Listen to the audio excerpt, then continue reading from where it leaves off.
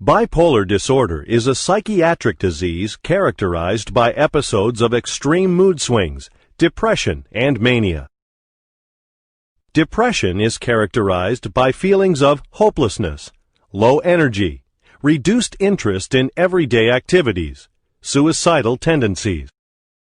Mania is characterized by excess activity to the point of exhaustion, euphoria, aggressiveness. Two distinct areas of the brain control mood regulation. A dysfunction of nerves in these regions is associated with bipolar disorder. Neurotransmitters are chemical messengers that enable nerves to pass signals to each other and are also found to be involved in bipolar disease. There is also strong evidence that bipolar disorder is inherited within families. Treatments for bipolar disorder include mood-stabilizing agents like lithium, carbamazepine, valproate, and others, antidepressants, other medications, non-medication therapies like psychotherapy and counseling.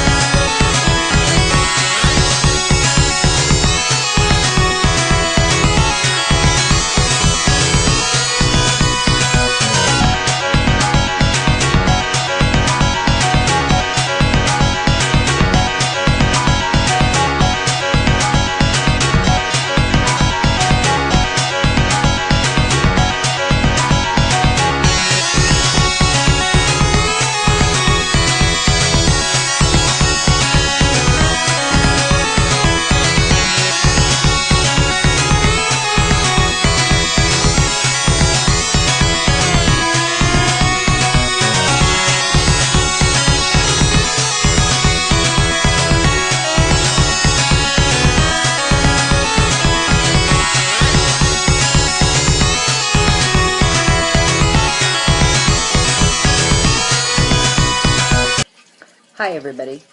Okay, I've got my my iPad sideways and I don't know where the camera is, so I don't know what to look at. Okay. Yeah, this is bugging me. Oh, there it is. Okay, that's very funny. Okay, so I guess I'm looking at the eye of the camera. Maybe I'm not.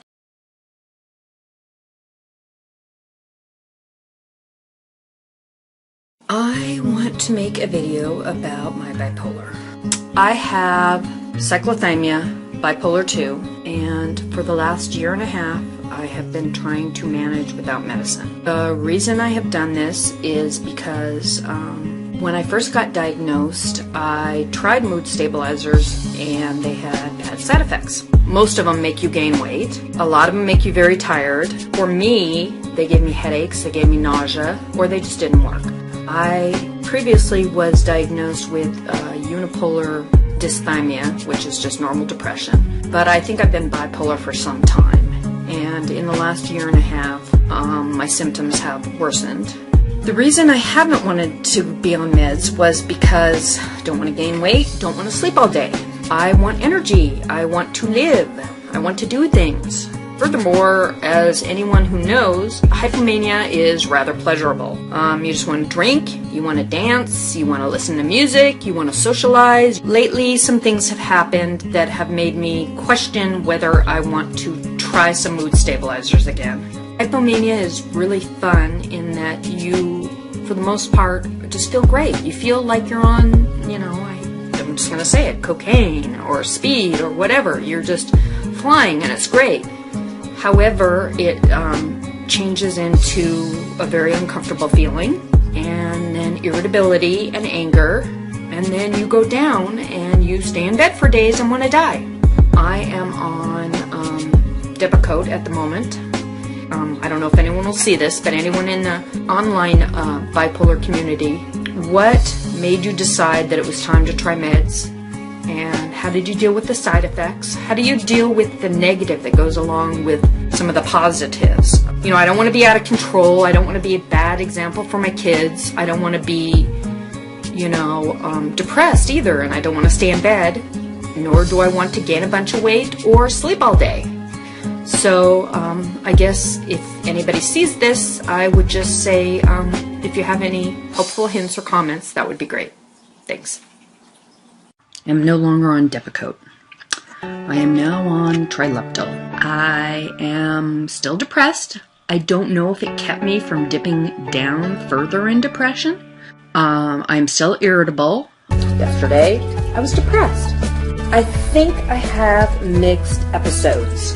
I'm on my Lamictal. I have taken it for a week.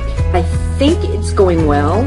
Can't really tell. I feel pretty even. Although, you know, I have to say, I'm a little hypomanic. I was wondering, do any of you have mixed episodes? Is there anyone that would like to comment on that? Say every time, I really enjoy, you know, watching other people with bipolar online. That was a short-lived little day of happiness and hypomania. I had an incident that was upsetting to me, and I cried for hours. Do people have it like that, where it's just so rapid? I just wanted to say hello and give you guys a little bit of an update on what's happening with me. I saw my psychiatrist today. I think I'm doing okay. Lamictal might be good for me. And how come every time I make a video the dogs bark? Okay? Shush, shush, shush, shh. Okay, I'm shushing them. I'm not going to stop because it's getting late and I want to go to bed. So yeah, I just wanted to say hello to everyone and to say I may be stabilizing, which is good. Kind of reinforces the reason as to why I am doing what I am doing, which is trying to make myself better, trying to make myself a better person, trying to make myself a more active person. And then you got the hypomania, and then you got the depression, you got the hypomania. You know, you try to keep things going. Then I started a gym, and I'm like, oh, I've got to exercise, and you know, it's just like things just add up. So, you know, this is a rambling, weird video, but it's just kind of emphasizing how we with bipolar or whatever mental illness or physical illness we have, you know, as parents, as women, as men, as adults, we have to realize that we need to take time for ourselves and we need to take care of ourselves or we're not good for anybody else. So I just wanted to say that and just check in and tell people that I'm doing good. I think I'm doing good. And my psychiatrist is happy that things are working out and hopefully it will continue to work out. And so that's all I wanted to say. So thank you. Bye. Hi, this is Bipolar Scrapbooking. Listening to or watching GK American Princess about sometimes those moments make her feel like she wants to change her hair, maybe again. I know I've done it many times.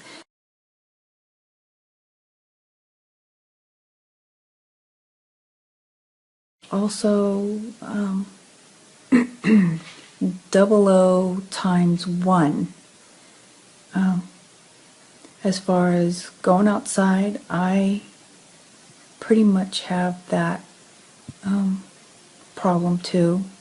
I have children, and lucky for me that I have a very good husband, and he takes my children out to the park and does a lot of things with them outside.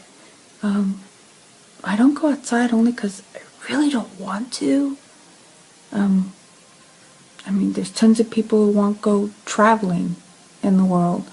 I don't care to. When I'm asked, I'm afraid to. No, I'm not afraid. It's just I watch TV and I feel like I travel and got the best views from it. Sleeping. I've been up since 4 o'clock this morning. I do have very good sleeping medication. Problem is there are times when subconsciously I don't realize I'm actually worrying. I wake up very early, and sometimes I question myself why. And it's probably because I'm worrying about something, and it's subconsciously I don't realize it. Or a lot of times I do want to go to sleep very early in the daytime so that I can wake up the next morning. And I do that sometimes because I need the days to go by quicker. I don't know if you call it depression, probably is so. But I've gone through this for so long that, you have to figure out your body and work with it. Just because you live with your body doesn't mean you know it all. So, get to know yourself better. Figure out what works for you. And the fact that you keep trying, it actually means that you care about yourself. I stopped drinking last year, September 3rd, because something woke me up. It was kind of scary. I've had bipolar, manic depression diagnosis since I was probably 17 years old. Been on every single medication you can possibly imagine. And finally, 2 years ago, I was put on Lamictal, which is lamotrigine, and Prestique. For sleeping, it's Zolpidem and Doxepin. They do help me sleep. It's just when I worry, it's not going to happen no matter what. Exercising. Oh yeah, I run after my kids all the time. Scrapbooking. Only when I'm seriously stressed out, then I sit down and do something. But I find myself every single day either putting a pencil in my hand, a paintbrush in my hand, a glue stick, scissors, something to do something with. If I'm not using my hands constantly, then I'm beyond bored. Concentrating watching a real good movie? No, doesn't work. I have to get up, I have to do something. Just giving you a little bit more insight about me, and I'll get back with you again. Bye! Hello, people of YouTube. Thinking about maybe I'll go out today to the library. I haven't been out there in a while. Just to have like a little bit of social interaction. Not really social, but just being around people and stuff. So I've been kind of like locked inside and just kind of avoiding everything that I can. Still feeling a little bit manic. More on the depressed side. Like I'm not really sure what side I'm in. I'm kind of empty. Like kind of like emotionless, lack of feeling, lack of, it's like a blank, numb kind of feeling. I don't really know.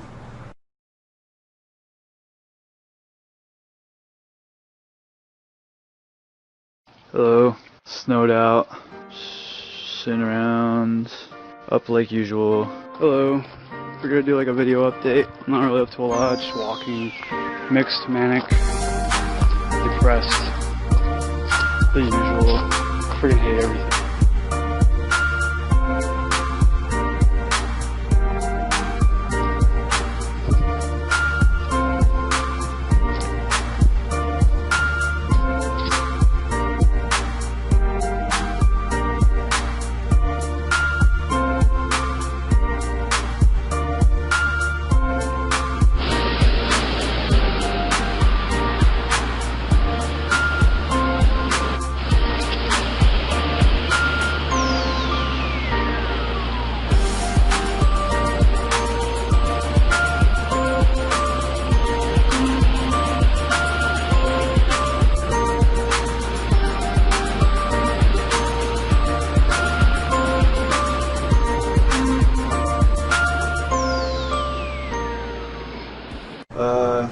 on medication really yet.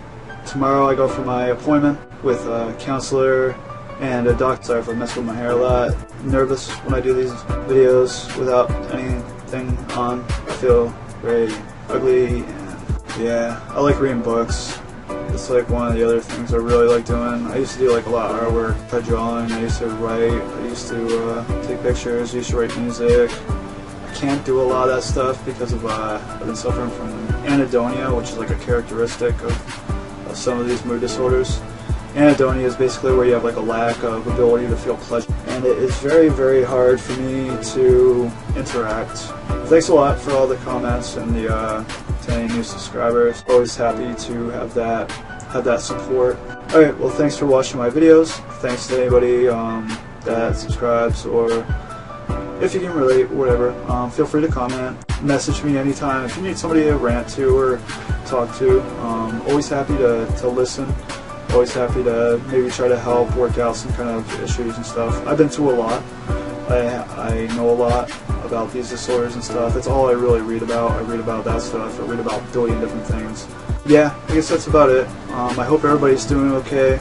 If you're not, I hope you feel better. And definitely feel free to leave comments or whatever. Message me anytime if you need anybody to talk to. I always respond to everything. Thanks for watching my video. Take care and goodbye. I went to bed at 9 and woke up at 1 a.m. Am I tired? No. I've been trying to go to sleep since about 4 a.m. I did sleep for about an hour and I got up. I've been awake since 6 and now it's 10 till 2. I'm like, I want to sleep but I can't. I'm like, so I don't know if I'm going manic here or what.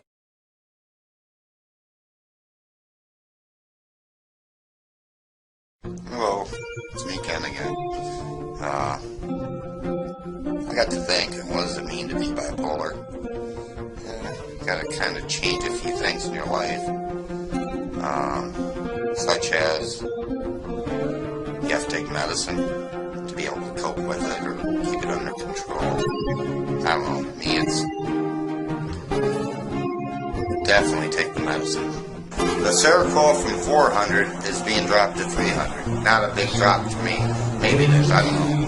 The Cogetin was raised, the Abilify was raised to 15 milligram, and then the rest of the meds are the same. So Cogetin twice a day, Seroquel at 300, and Abilify at 15 milligrams. So let's see what happens. I mean, I'm hoping things go good, a lot better. Like the paranoia and stuff like that, get worse.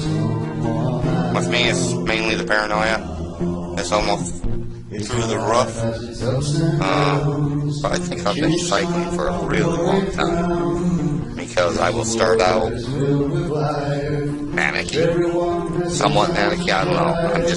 I get in that character mode where I can do goofy shit. And then I will come from a depressed in the middle, and then start climbing up, and I go a little bit higher, and then I start going down, and then again I'm in the middle. Like I say, no depression. I'm just great, you know. I'm out of my depression. Actually, I came out of it. I took a nap at 4:30 or 5, and got up at 7 at night. And when I got up, my mind was clear. Because all day I felt kind of not quite confused. But I think at that moment I was coming out of the depression. The mind made still better. Not right, it's a chemical thing. I think a lot of them just depressed, no energy. Don't feel like doing anything today. The clips you just seen are from, some are from a year ago, some are from around this year, 2012. The song was sang and wrote by Tucker Zone. I'm going to put his channel on my Stress Ken, and I'm asking you to please subscribe. The guy is talented. I don't know how he writes songs in a day. I couldn't do it. So, thank you, Tucker Zone.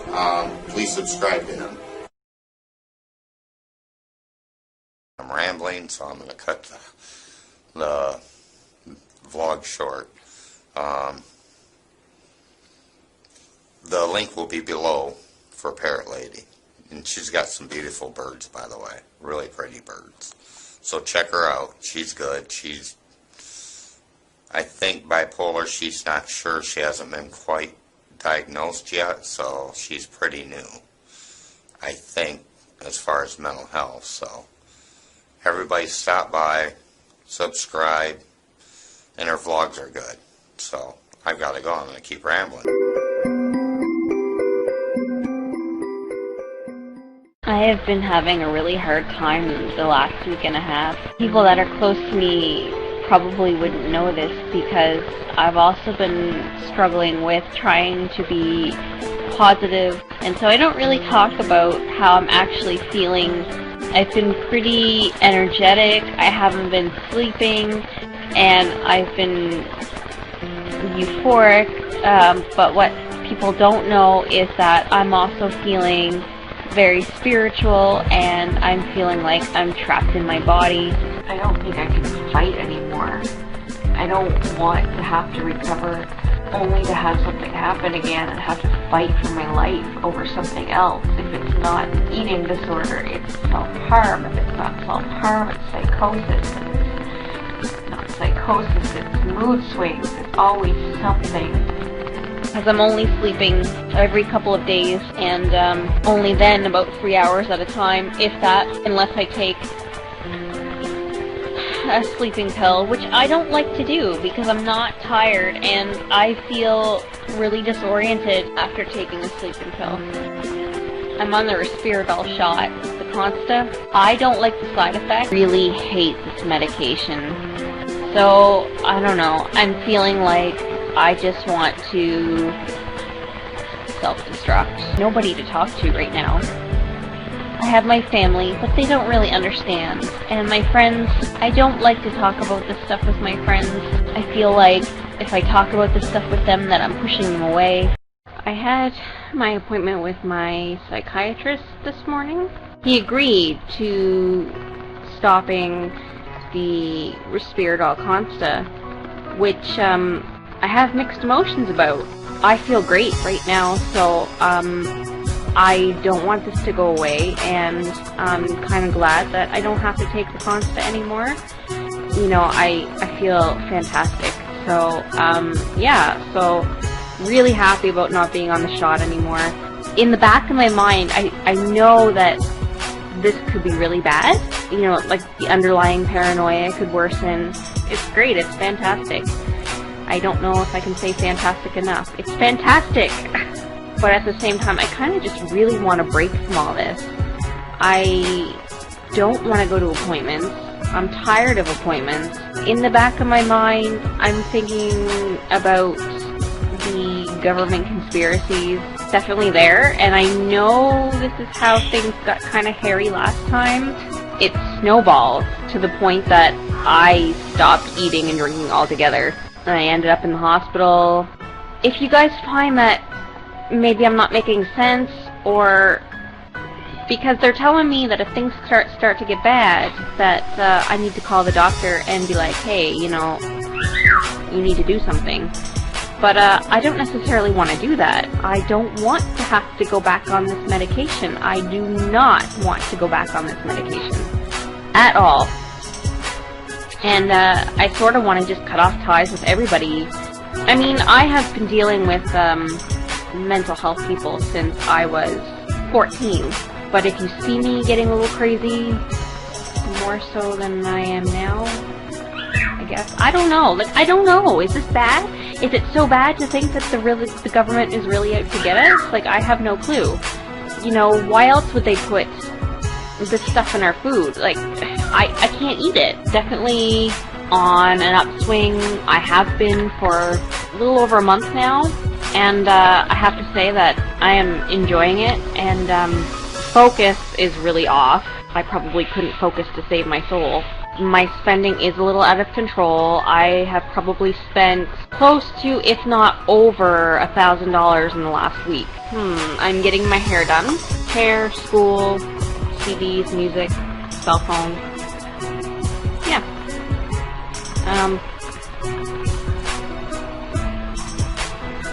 and I don't really know what else to say. Yeah, I'm doing fantastic. I'm still not really on any meds. Like, I'm talking to customers, and, you know, I'm having conversations with people that I normally wouldn't even have conversations with. Definitely a bit on the manic side, whatever you want to call me. I still don't have a diagnosis yet, whether it's bipolar, schizoaffective, whatever. You know, I've had all these labels tossed around. I'm still gonna call it manic for the purposes of this video, because that's what it presents as. You know, I don't care what they want to call it. This is what it is. So I have no idea. I'm just total blank. That's because my mind is going a mile a minute, and the thoughts are gone before I have a chance to hold on to them. So yeah, I'm going to end this here. Subscribe to me if you like my videos. You know, and if you subscribe to me and you have kind of similar videos, I will subscribe back to you. If I don't, just send me a message and let me know what you're all about, because I love to learn, and, you know, it's always nice to meet somebody like-minded. So, I will talk to you guys all later. Bye! Hey, YouTube. How are y'all? Oh, yeah. iPhone charger was wrapped around my neck.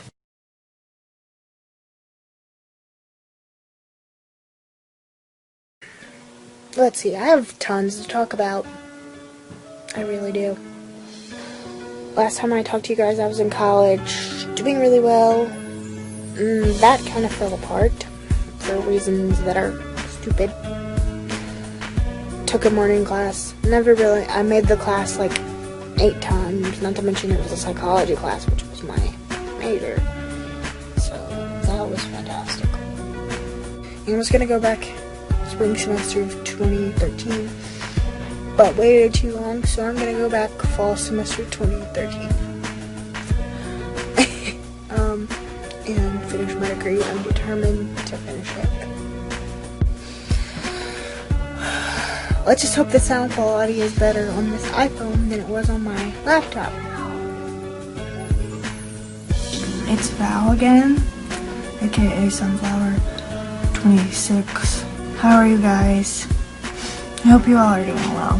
Sorry for the goofy hat, but I have bad hair today, so let's see. I haven't talked to you since last Thursday. Today's Tuesday.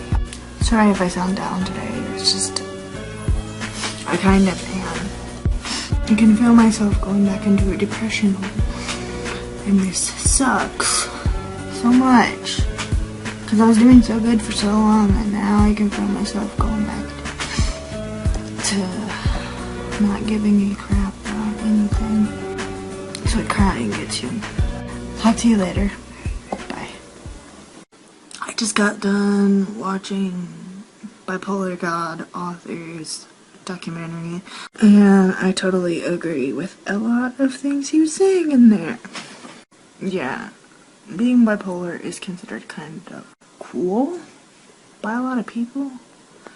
Like, why the hell would you want to have one of the worst mental illnesses, with the exception of schizoaffective disorder and schizophrenia and multiple personality disorder?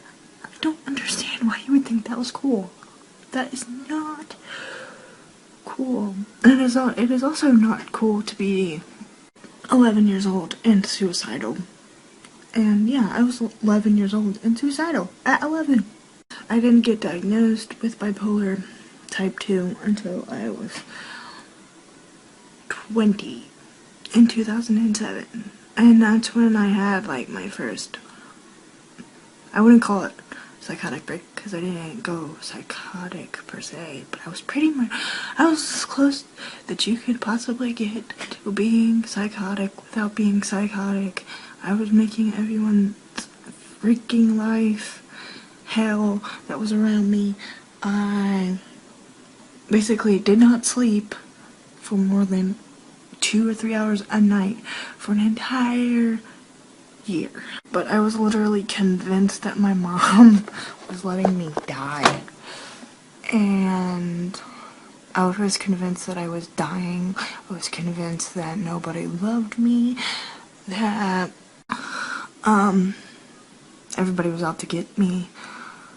And the thing of it is I'm self-aware of my cycles because I've been having mood cycles since puberty. Since like I was 11 or 12. But the reason that I'm self-aware of it is because my mom was putting me, she would tell me that I was acting a certain way or behaving a certain way at a certain time, so she kind of helped me become self-aware, if that makes any sense. But the thing of it is that people are confused just because you're aware of it. They think you can control it, and you can't. Bipolar is not just mood swings. I wish. I wasn't suicidal, but I wanted to die, and that's the worst feeling. Waking up and wishing that you hadn't woke up. I wouldn't wish that on anybody. It's horrible. And no, I'm not crying. I'm about to, but yeah. Waking up and wishing that you hadn't woken up and just laying there and not having the energy to even move because your body feels so heavy. That's the kind of depression that I'm talking about. It's not like, oh, I'm a little bit sad. No, it's all encompassing.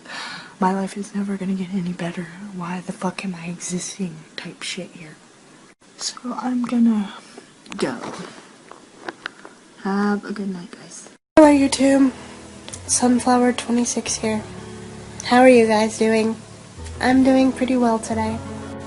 I just wanted to come on here and talk to you guys about this amazing, beautiful thing that is called the YouTube Bipolar Vlogger Community.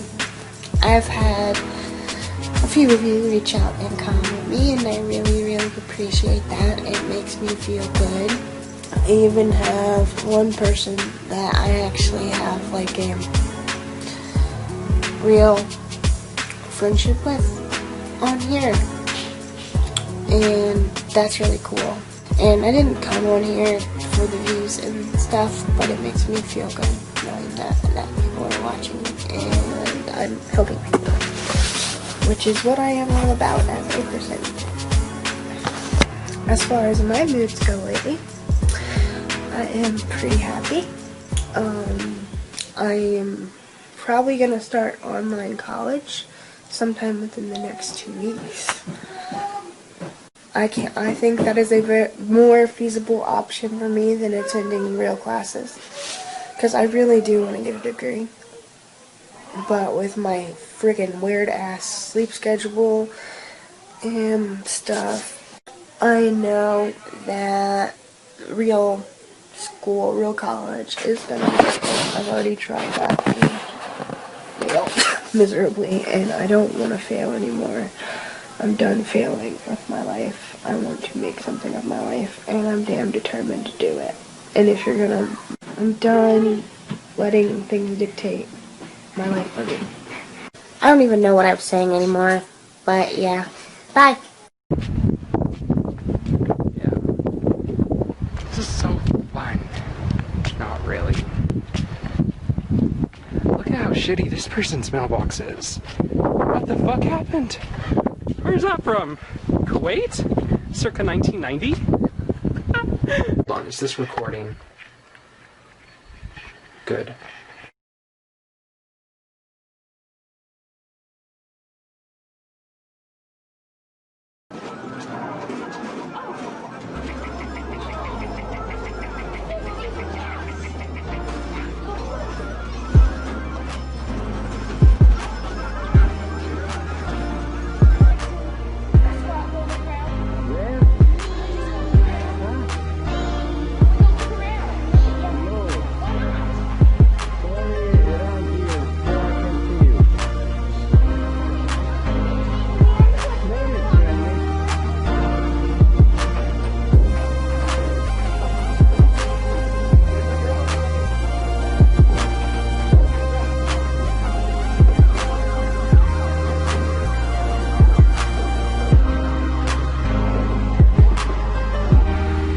It hurts.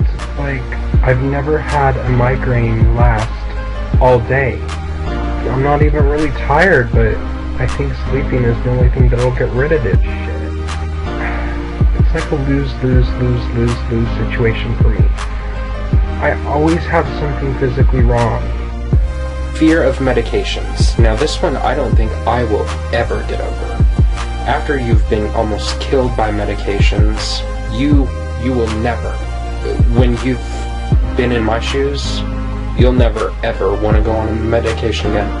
I will not ever go on a medication. Fuck that. Fuck the pharmaceutical industry. I'm so tired of that feeling of nobody giving a fuck. Suicidal thoughts. Sometimes I have them, sometimes I don't. And when I have them, it sucks. No bueno, you guys. Oh, fuck my life. Hello, people. Today's a good day. Today's a good day. Hope you're all having a fantastic day, because I am. I need to buy a new camera. Alright, y'all. Sending out love to you. To you. You know, I'm working hard towards my goals. Not to sound like I'm stuck on myself, but I really think highly of myself, and I'm just trying to change, you know, the situation that I'm in now.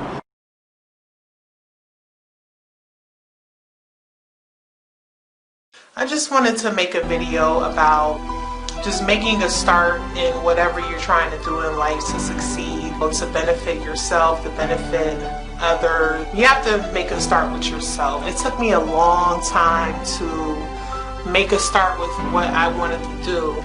There are several things that I am very talented in. I have a lot of skills. I didn't really know how to make that start. I had to come to reality with myself. You know, I'm here to change somebody's life. You know what I'm saying? Because there's a lot of people just lacking faith in themselves. And if you could believe in yourself, then you could do a lot of things that you want to do in this life. You know, if you don't believe in yourself, you're not going to get nowhere.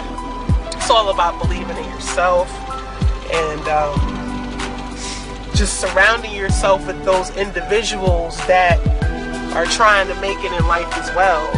Just focusing on my goals, my talents. I've been doing well.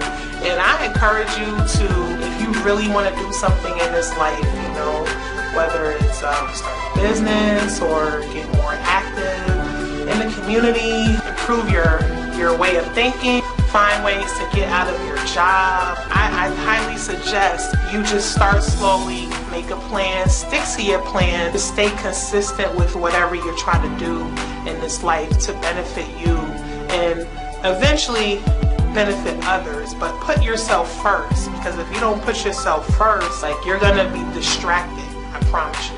So if you like what I said, feel free to like this video, subscribe to my channel. If you want to hear some more encouraging advice, feel free to go to my website, click the link below, and I will see you later. Alright, nubianalove.com. One thing I've learned about living with this illness is that I have to help myself. You know, nobody can't force me to get out of bed.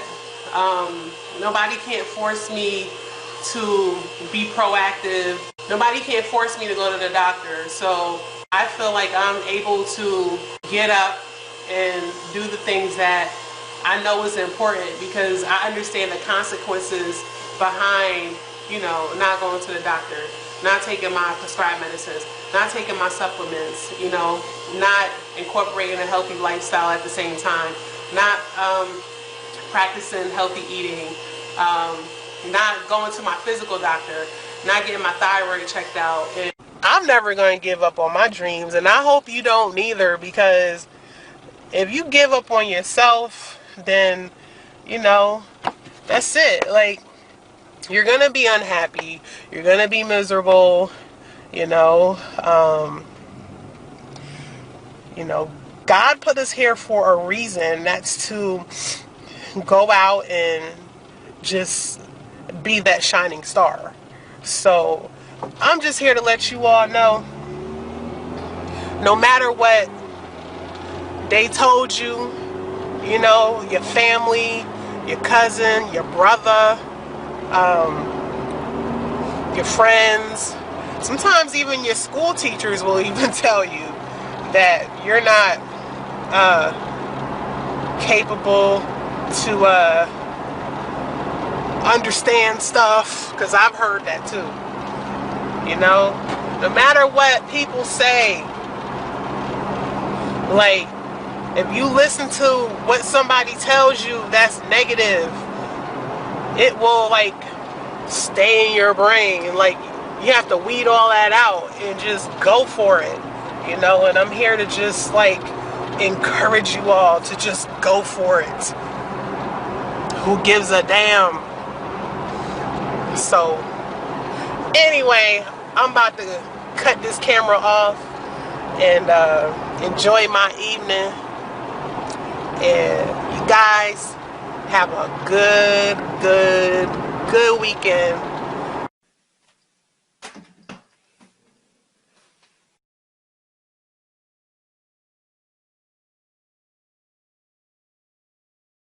Roscoe795 here. I'm here to talk today about bipolar and relationships, and how bipolar does affect relationships, whether it be your family, girlfriend, partner, auntie, uncle, whatever, and what it's like to introduce that illness to family or friends, and you know what they need to do in order to gain an understanding.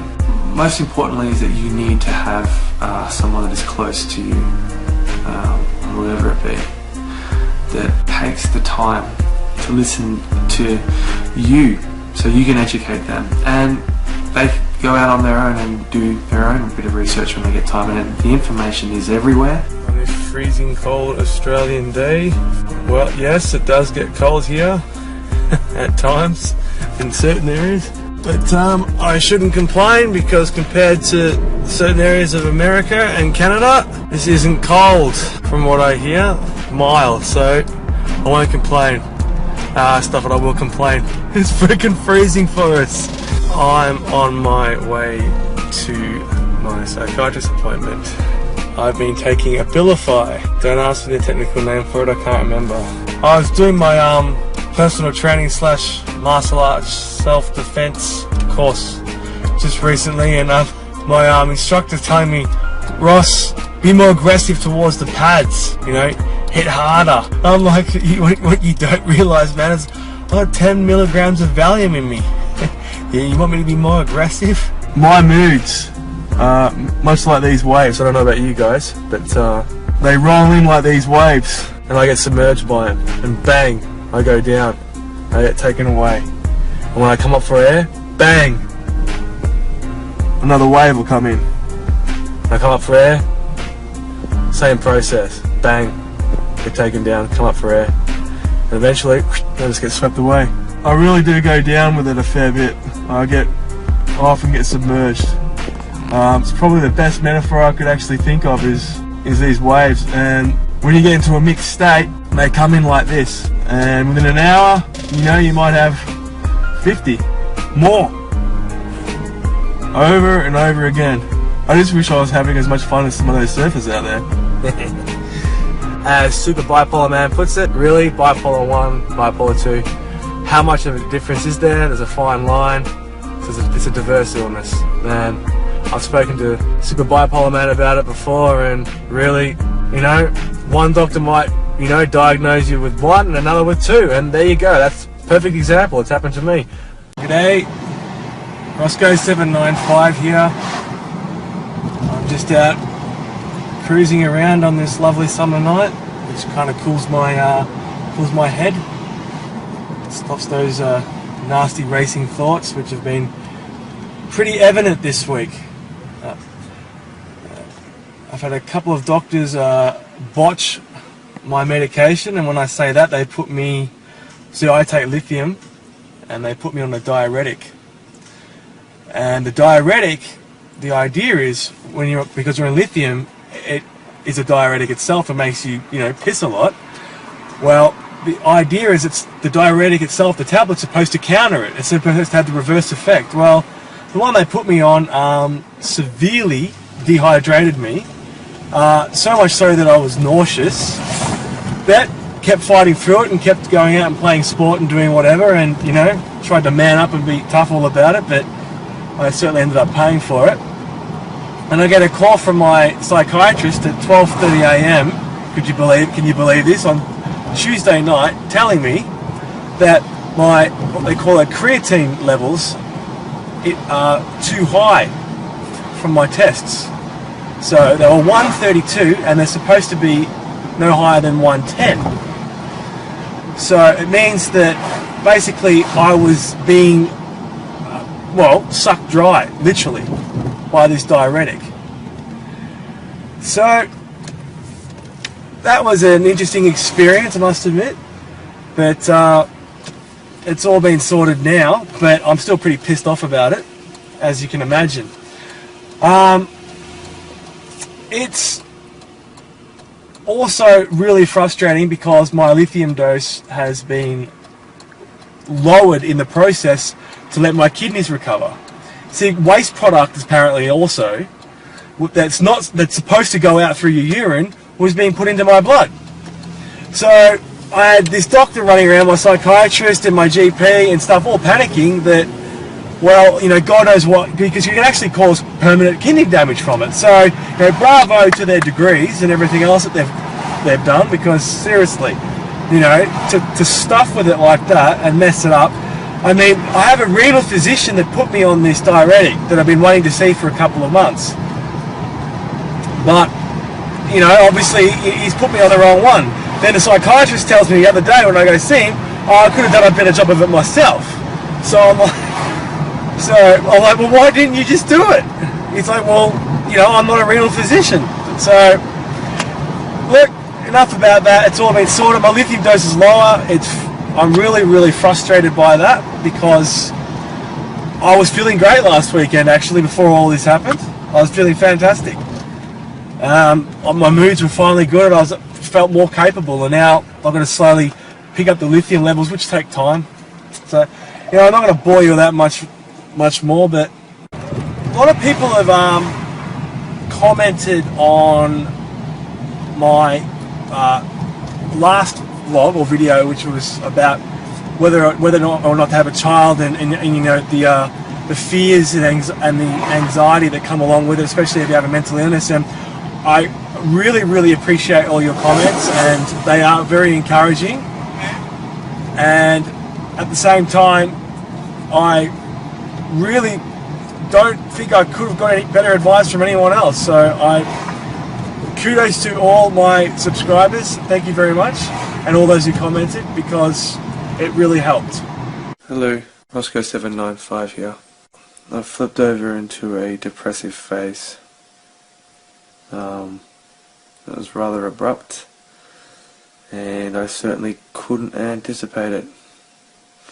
Sometimes I can feel it coming on, and sometimes I can't. This time I certainly didn't. This illness certainly is tricky, and I have proof of it this time because my psychiatrist, and he had me on a new drug called Topamax, and I've been on it for a month and a half or so, and he said that he thought I was going well on it, and he thought I was presenting quite well. And this week I kind of spiraled out of control into a depressive phase. I'm not suicidal, I just have absolutely no motivation to do a bloody thing. Showering is an effort. All the normal activities in life are currently an effort. I get them done, but it all sucks. It's an effort. So is just cooking or everything, cleaning. I just have no energy.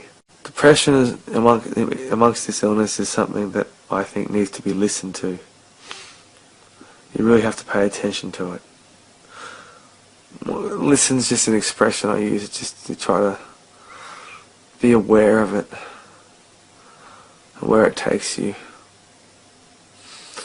It's a lot trickier, I think, for me in particular, than mania. It's a lot harder to pinpoint. It's a lot more subtle. Hello, Roscoe795 here. I was going to talk today about the process of YouTube channels and how brave it is to be a person with a mental illness, and how brave it is to be a person who vlogs. How brave we actually are, and not to underestimate ourselves. We're braver than we think. To struggle with what we struggle with, and to jump on here and talk about our feelings and share them with each other. It takes a lot of balls. It takes a lot of guts. And that's incredibly admirable. And a lot of people without a mental illness, without anxiety disorders, couldn't even contemplate being on YouTube and being on camera. Wouldn't even dream about it. Yeah, here we are sharing our deepest, innermost turmoil at times with each other, and expressing ourselves, being able to articulate to each other. That takes integrity, intelligence, and takes awareness. It really does. So, kudos to you all. Kudos. Roscoe795 out. All aboard the bipolar train. See ya. I wanted to ride a horse in the middle of the night over to Matt's house. That was the thing that set my parents. They said, you know what, this is getting worse and worse. Yes, we have a bodyguard and watcher, but this is getting beyond our control. Got me into Stanford Psychiatric Ward, which is an incredible hospital. The doctors there were amazing. They were able to help. They saved my life there again. It's amazing what the support they have there, the nurses there. They treated me like a person, whereas the other hospital that's now been closed down was so awful. From there, I did slowly regain my brain back through a medication called Depakote. And I'm still on that 15 years later. And it's amazing how I can function like the rest of you, right? I can get out there and I can interact with people and share my story and give people hope. And I got to have a daughter, which I can't tell you how many psychiatrists told me, Maggie, you're not going to be able to have a daughter because you have bipolar 1. That's the worst one for bipolar. It's so extreme. And you will have a major episode. Matt and I did take that risk. I did have a major episode 5 years ago in this community. I lived on Louisiana Street. I ran down my street naked. I mean, we're talking major episode. It was worse than the one in my book. It was an awful time for everyone to have that happen again. But 9 months later, my brain started to come back once again, and my husband was there. Here is this little baby girl that I had that's now 5 years old, like Max's daughter. And, because of all that, I've learned so much about what's most important in life, to go to church, to give thanks to God, to recognize that I have a family, that I have friends to support me, to spread the word to all kinds of people throughout California, and I want to go all the way across the nation to tell people that you can come back from a major situation like mine, and you can have hope. That's what I'm out there doing, is letting people know that there's always a chance to come back. You know, I've been strapped down in all those awful places, and now here I am before you today, and as a mother and as a wife. So that's a very exciting thing for me. I want to thank you for having me here today. I'm going to be taking a few questions, and then also I'll have my book available afterwards if you're interested. And yeah, that's.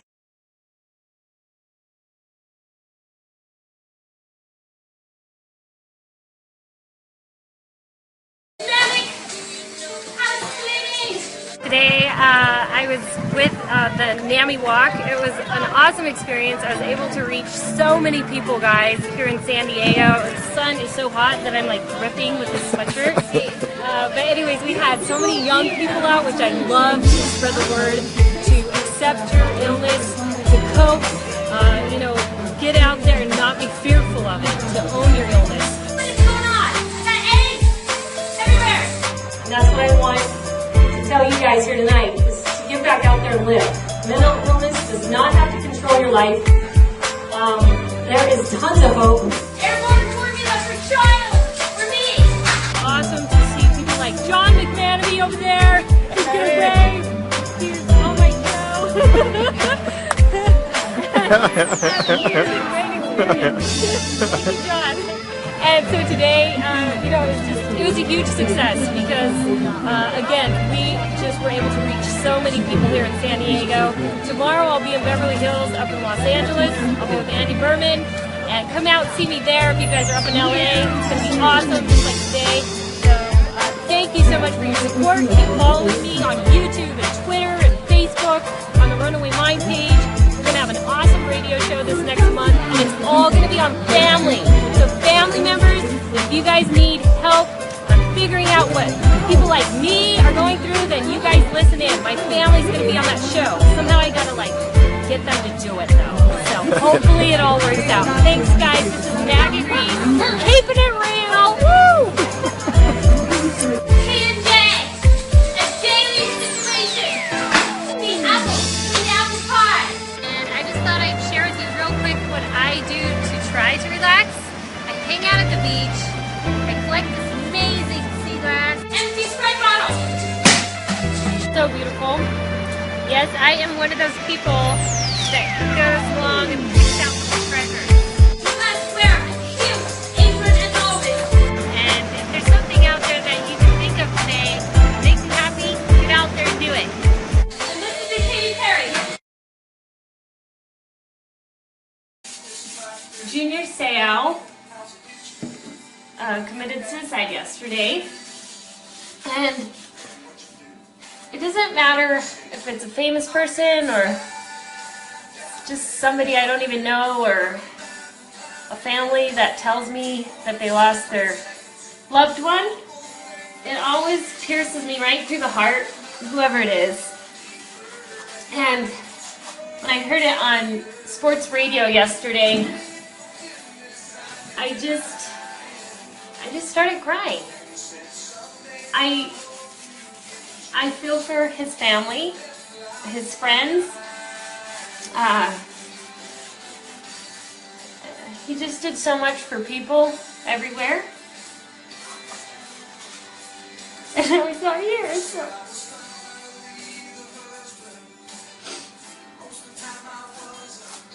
I wasn't gonna cry on this video, but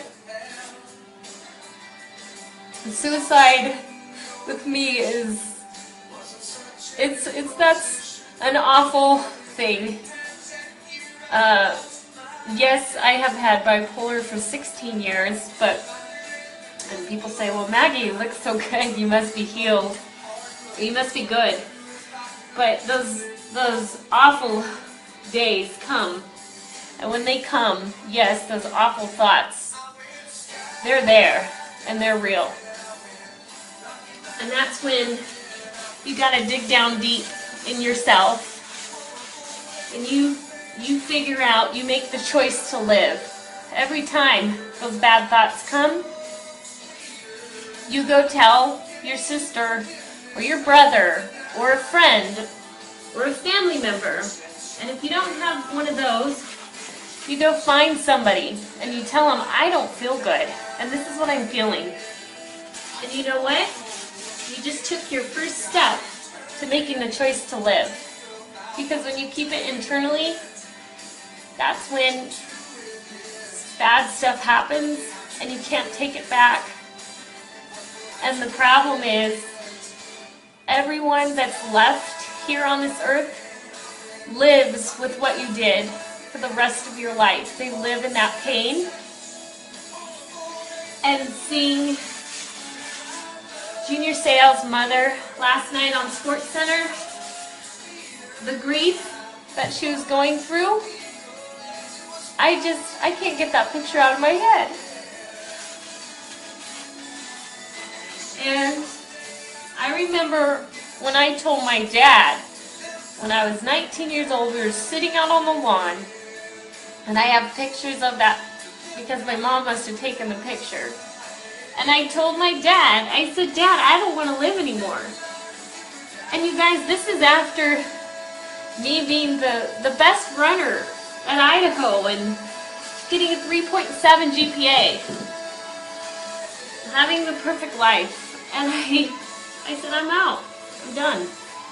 And my father said, Margaret, there's going to be a better day ahead. You just can't see it right now.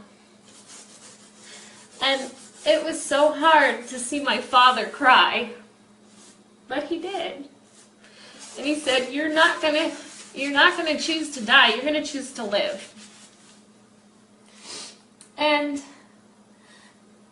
seeing my dad cry put courage in me to figure it out. And yes, I had to be put in those hospitals and things like that. But you know what? At those times, if I wouldn't have been put in those places, I don't know if I would be here today. And when I get a letter, like I did yesterday from a lady in the Midwest that said, her name's Mary, and she said, Maggie, I haven't been out of my house in months, and I got your book, and I read your book, and I got out of my house. I called my dad yesterday. I said, Dad, everything that I've been through is worth it. When I read that letter, and when I get to see my family every day, it all makes all the pain, all that pain, worth it. And I don't like to cry in front of people because I like to laugh. I like to make people laugh because that's what I'm good at, is putting on a show. But I want you guys to fight. This is Mental Health Awareness Month. And I was like, you know, my friend Brian called, or he texted me last night. He said, Maggie, if you get inspired to talk about it tomorrow, you need to talk about it because people need to know. And I said, yeah, that's true. There's nothing to hide. And you guys, if you're having a bad day, tell somebody. Because there's always going to be a better day. Somewhere out there, there's going to be a light, and it's going to come inside you, and you're going to be happy again. I'm living proof of that.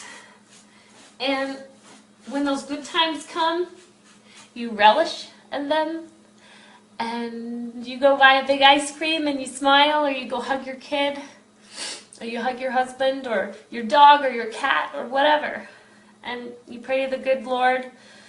You say, thanks, thank you for my life. And that is all for today. I don't mean to leave you guys with a sad thing, but maybe this will inspire you to help a friend if they're having a rough time. It doesn't take much. Just listen to them and be there for them and choose living. That's why I chose my Tim McGraw song today about live like you are dying, Listen to that song, it's good. Live like you were dying. So, like, my gosh, if you were dying of cancer, wouldn't you want to live every day like it was your last, right? All the way to the end. So, yeah, people can't see mental illness, but like I said, be more vocal about it, guys. It's not such a bad thing to admit. People accept you for who you are, and if they don't, then they don't need to be in your life. All right. I'm going to go back to attacking while I'm cleaning the baseboards and whatever else I'm doing. I'm crying on the thing. All right, bye, guys. All right. So hi, I'm so glad you guys are watching me today. I'm hanging out here in sunny San Diego in Ocean Beach, and it's incredible out, as you can tell. And so today, what I want to talk to you about is my life. And my name's Maggie Reese. I'm the author of Runaway Mind. And the purpose of me getting my book out there is I want to create hope to people with mental illness that have bipolar disorder. Because you never know that I have that, right? I mean, I'm so happy out here, the beautiful sun, but maybe you're going to work and getting your kids ready for school on a normal day. For me, you just never know. I wake up sometimes completely depressed where I want to kill myself, or I wake up totally energized like today. You just never know. It's an up and down situation, and obviously bipolar, right? You got the south and the north pole, and so I'm out there getting my book out there, trying to help others realize you can live a successful life no matter how ill you are. And trust me, I've got it pretty bad. And my book talks about how a family can get through it. I was strapped down to a gurney at Stanford Mental Hospital. It was the first degree you could get, and my family came in. They surrounded me. I got great doctors, my faith, and along the way, my family also hired a bodyguard. He's really a babysitter, but I like to call him my bodyguard. He married me 6 years later, and we've been together 16 years, and we've had a child. And I wake up every day feeling blessed and feeling successful, even though I deal with a very bad illness. And so I want to help you, help me spread the word of hope. And you can follow me on Facebook or Twitter. The Runaway Mind page on Facebook, Twitter, it's Runaway Mind Book. And also you can buy my book on Amazon. And the more of the people out there, you guys that follow me, then I can help all of you out there. And so that's what I'm out here to do, is provide hope and success to families across the world. Not just here in the U.S. I want to go everywhere. I want to go viral. Thank you. YouTube, I am your father. What? Why YouTube, it's me again. Very manic today, if you can't tell. Got all this energy. I couldn't sleep last night. Thousands of thoughts going through my head right now. I feel like, I don't know, I got all these things I want to do today. Just doesn't feel like there's enough time in the day to do things, especially like this vlog.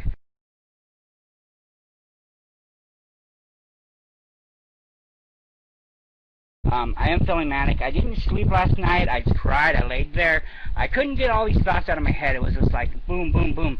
All these things I want to do, I want to try to do today. Try to make some money, stuff like that. So we have more money and do stuff. Maybe get my van fixed, stuff like that. Thinking about going to, trying to, I don't know, do something to make a difference. Maybe volunteering something. Very least I got to clean the house up, but I'm feeling really good. Little moody, been a little agitated a little bit. Off and on though, I am getting a little, I have a little bit of, I don't know, annoyance and anxiety. Got the blinds closed, door closed. Striking up some random conversations with some strangers today, and I kind of freaked them out, I think. because, you know, they said, oh, can you, and then, like, I was freaked out because I'm, like, talking super fast and stuff like that. Like I said, I'm bipolar, and today I'm feeling really manic, and honestly, I just can't get all my thoughts. It's like they're jumping out of my head. I can't, like, pick which ones are which. It's like, you know, I gotta grab, just try to make conversation, and don't really know what the heck's coming out of my mouth. Well, I'm feeling good, not suicidal, not depressed today, so hopefully I'll be able to do something and post tomorrow and not be quite as annoying as I am today. Alright, thanks guys watching. If you want to comment, go ahead and let me know. Bye. This is like my third attempt trying to make this video today. It's Monday, August 27th, 2012. Like I said in my previous videos, I'm bipolar and I have PTSD. Been having a very hard time lately. Haven't been sleeping. When I do sleep, I tend to somehow get up and sleepwalk, you know, and ended up down the street from my house a couple times now, and ended up out on the steps outside once. So, you know, not fun times for me right now. Been depressed. Our van broke down a couple weeks ago now. No clue on what's wrong with it. It just won't start. Having a lot of money problems. I'm lonely because you know, I can't work. I'm trying to get SSI because it's too hard for me to concentrate and do things. And I don't have anybody to talk to throughout the day. Don't have any real friends to talk to. I mean, other than across the internet, nobody actually had face-to-face conversations. I get bored, I get lonely. I'm gonna be honest with you, a few times I've actually gotten so down. I've actually thought about, you know, death and killing myself and all that. I mean, I haven't planned it out or anything. You know, I did try it quite a few times in the past. I just never succeeded. I've thought about it, but, you know, I'm not gonna do it because, you know, my kids love me. They made me all these different cards and stuff to try to cheer me up, but I wish there was some way just to turn off all this pain and all this hurt and worthless feelings, and just, I want to live, but what really is life? I mean, I don't know how to explain it. It's just that a lot of stuff I'm just numb to, and, you know, I want to feel. I'm unable to feel. I'm like a robot. I mean, only thing I can feel is this sadness. I mean, they say I'm bipolar, but I maybe get the other end of it maybe a couple times a year at the very most. Majority of my time I'm stuck in this depression, and when I have my PTSD episodes, it just makes it so much worse. I mean, there are nights that I wake up. If I had a gun, I probably would have shot myself in the head or something like that. That's how messed up my brain is. I mean, I shouldn't even be saying some of this stuff on the internet, but it's for my own good, I guess. I just, somehow I wish I was normal. I don't think I have anything to offer anyone on this earth. I'm pathetic. I'm a loser. That's how I feel. I know I'm rambling. I just need to get this out there. I mean, I don't really talk to anybody. I don't like my therapist. Anyway, I'm just ranting here and talking. Not really making any sense. I'm sorry this video isn't very helpful for people like me. Man, I guess before I embarrass myself anymore, I'll go ahead and say bye, and I'll probably be putting up a new video tomorrow. Me, Lonnie, I'm back on YouTube, and 100% off my meds. Feel really good. I mean, I've been using the coping mechanisms that I learned during therapy over the last few years, and I honestly feel better off the meds than I did on the meds. I don't know if you can tell. I just feel like a different person, actually. Yeah, I have my ups and downs, but, you know, that's normal. I mean, it's not normal to be constantly happy or constantly sad. I think I'm having the right amount of variancy in my feelings. Yeah, I'm still bipolar and I still have my moments, but so far I haven't had a manic episode and I haven't had any super depression. I don't know, maybe it's just because it's only been about a week since I've been off of them. Actually, exactly a week since I've been off of them. That could have something to do with it. I don't know how long it takes before they're all the way out of your system. But now I feel great. Oh, small confession, I'm not 100% off of them. Still having trouble sleeping since I quit Geodin, so I am taking trazodone still.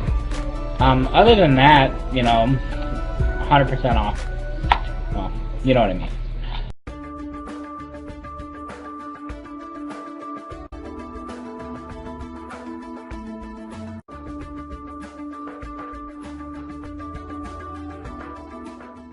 Hi.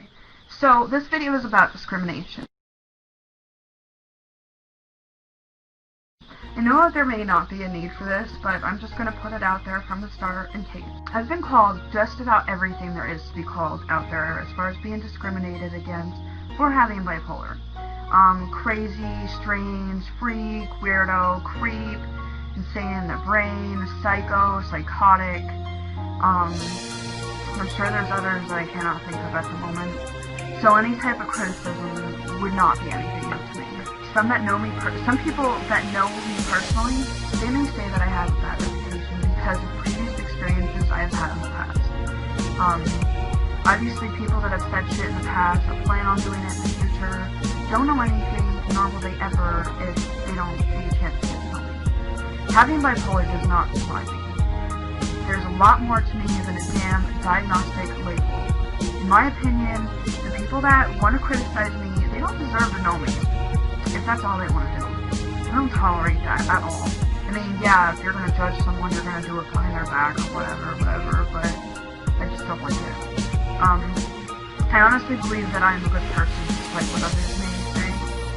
But my videos are here to help others. As I mentioned in my introduction, if I did not type this stuff up beforehand, I would just ramble, like, everything would just be a complete ramble. And I don't like that. But that's all for now. I hope you have a nice day. Bye.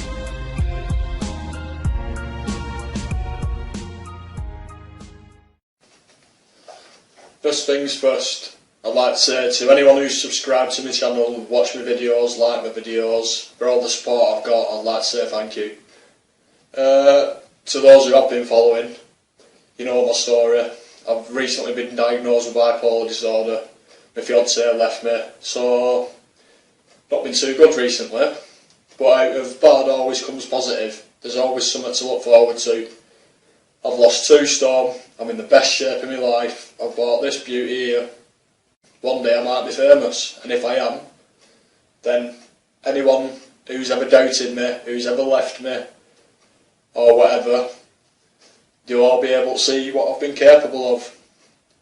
So, as I said, thank you to everyone who's been watching. I will be updating regularly now, maybe twice a week, 2 videos a week, maybe 1.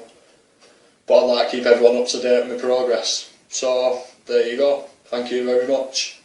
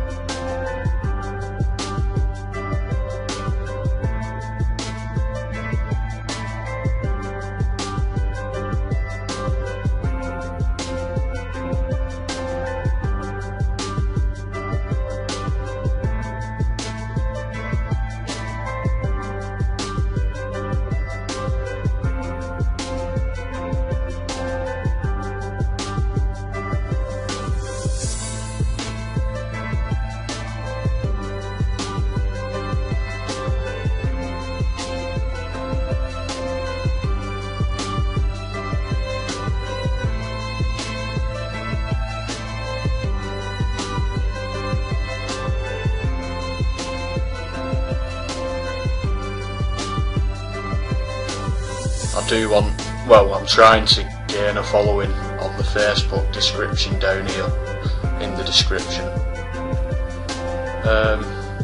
But yeah, I do post a lot of stuff on there. I'm trying to get it up and running. Obviously people can post stuff on there as well, which YouTube isn't very good for. People can comment, but that's about it. But I'd like people to join that, share stories, pictures. You can obviously put videos on as well, and I'll always be on there for reply to things. If anyone has any questions, they can ask them on there. I'll always reply. I'm going to ask someone else to become an admin on there, so there'll be two of us going. So one of us will always be able to reply. But I'm trying to make it into a decent thing now. I'm trying to do a decent thing and try and help people. But yeah, so this is a big shout out. And whoever watches this, even if the subscribers or people just clicking through videos, and if you come across this, just like that down there. Even if it just puts a like onto my Facebook, it broadcasts it a bit more. And then people with problems or who are interested might be able to see it on Facebook a bit more. And that's what I'm doing it for. I'm not even doing it for myself. I've got my own problems dealing with this, but helping other people helps me. So thank you, and please, please, please join this in the description. Thanks. Alright, dear YouTube viewers, I'm going to read off of something because I can't remember everything that I'm supposed to say.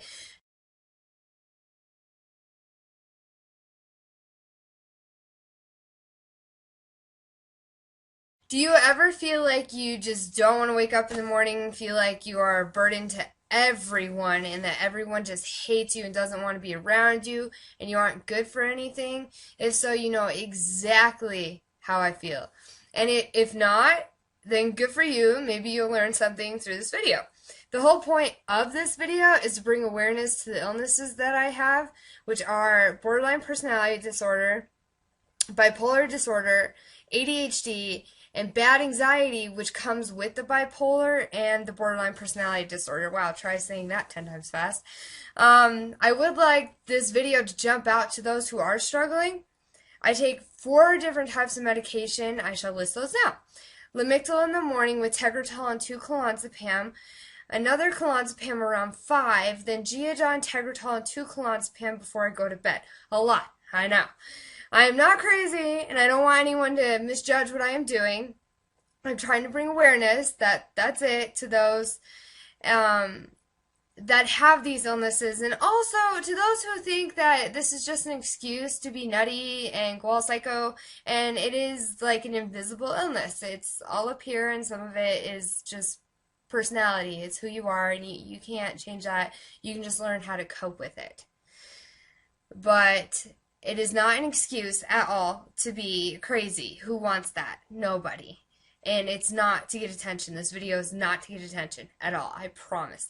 I will make more videos and update people on how my week has been, and it'll be like a YouTube diary for the world to see. I honestly wish a camera could follow me around and see what it's truly like to live in the mind of crazy.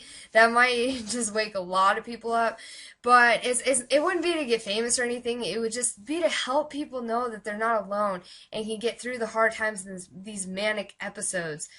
I am not crazy at all, I swear, and I know that this whole video is making me sound like super crazy. I did write a poetry book, and most of the poems seem too dark for people to read. I might randomly read some of them and put them on YouTube, along with my diary that I'm going to do on YouTube.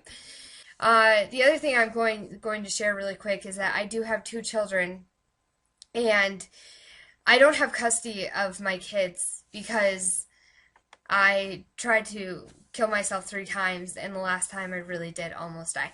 Anyways, it's really, really hard to talk about because the last time I went to the hospital, I got out. it's more like a behavioral center, and I went to one before, like 6 months ago, or like 8 months ago actually, and then I just went to another one 4 months ago, I think. So it's been like a cycle where I just like wasn't doing so well. But I got out and I started doing this intensive outpatient program, and I went 5 times a week, and then 4 times, 3 times, 2, 1. And now I'm doing dialectical behavioral therapy, which doesn't seem to be working as well as the IOP did, because that was like an everyday thing almost, and I kind of need that. Although I do see a therapist every Friday, it's just like I need something more. And I don't know if any of you out there kind of feel the same, like you kind of feel stuck. Like you're at a dead end and you don't know what to do. So I'm going to go ahead and just end this video and hope you all watch my next videos, and I wish you all the best, and I hope that you can get through exactly what I'm getting through. And to that I say, good day.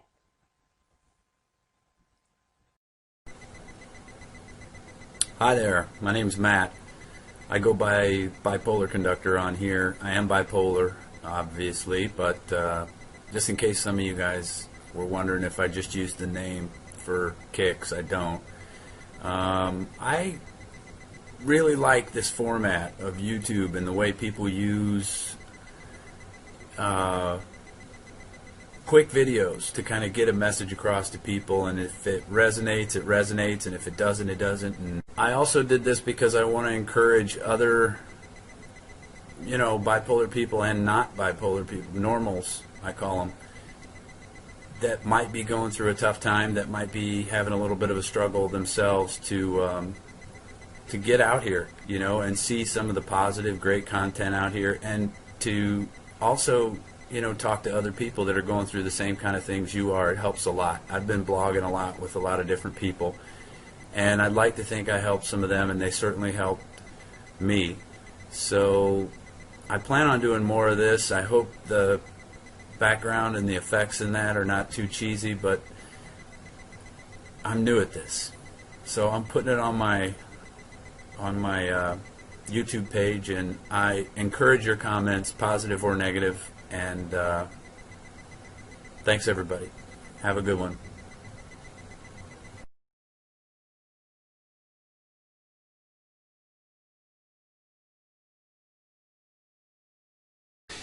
But I wanted to specifically respond to Bipolar God and say I think it's a great idea that everybody get at least some exposure to what bipolar is, because there's a lot of misconceptions out there.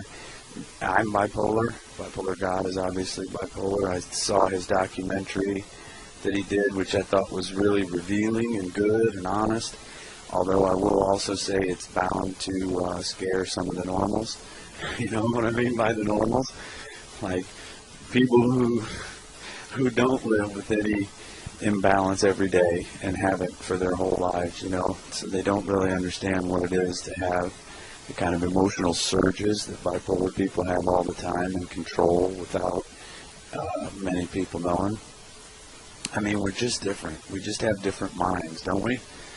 And I think the thing that we have to start doing is talking to each other, because we've all talked to the doctors, we've all talked to the psychiatrists, we've all talked to our families, our friends, our spouses, and our kids if you have them, and you realize after a while that nobody's really going to understand you the way you do. And so that's not delusional. Don't let them tell you that that's delusional.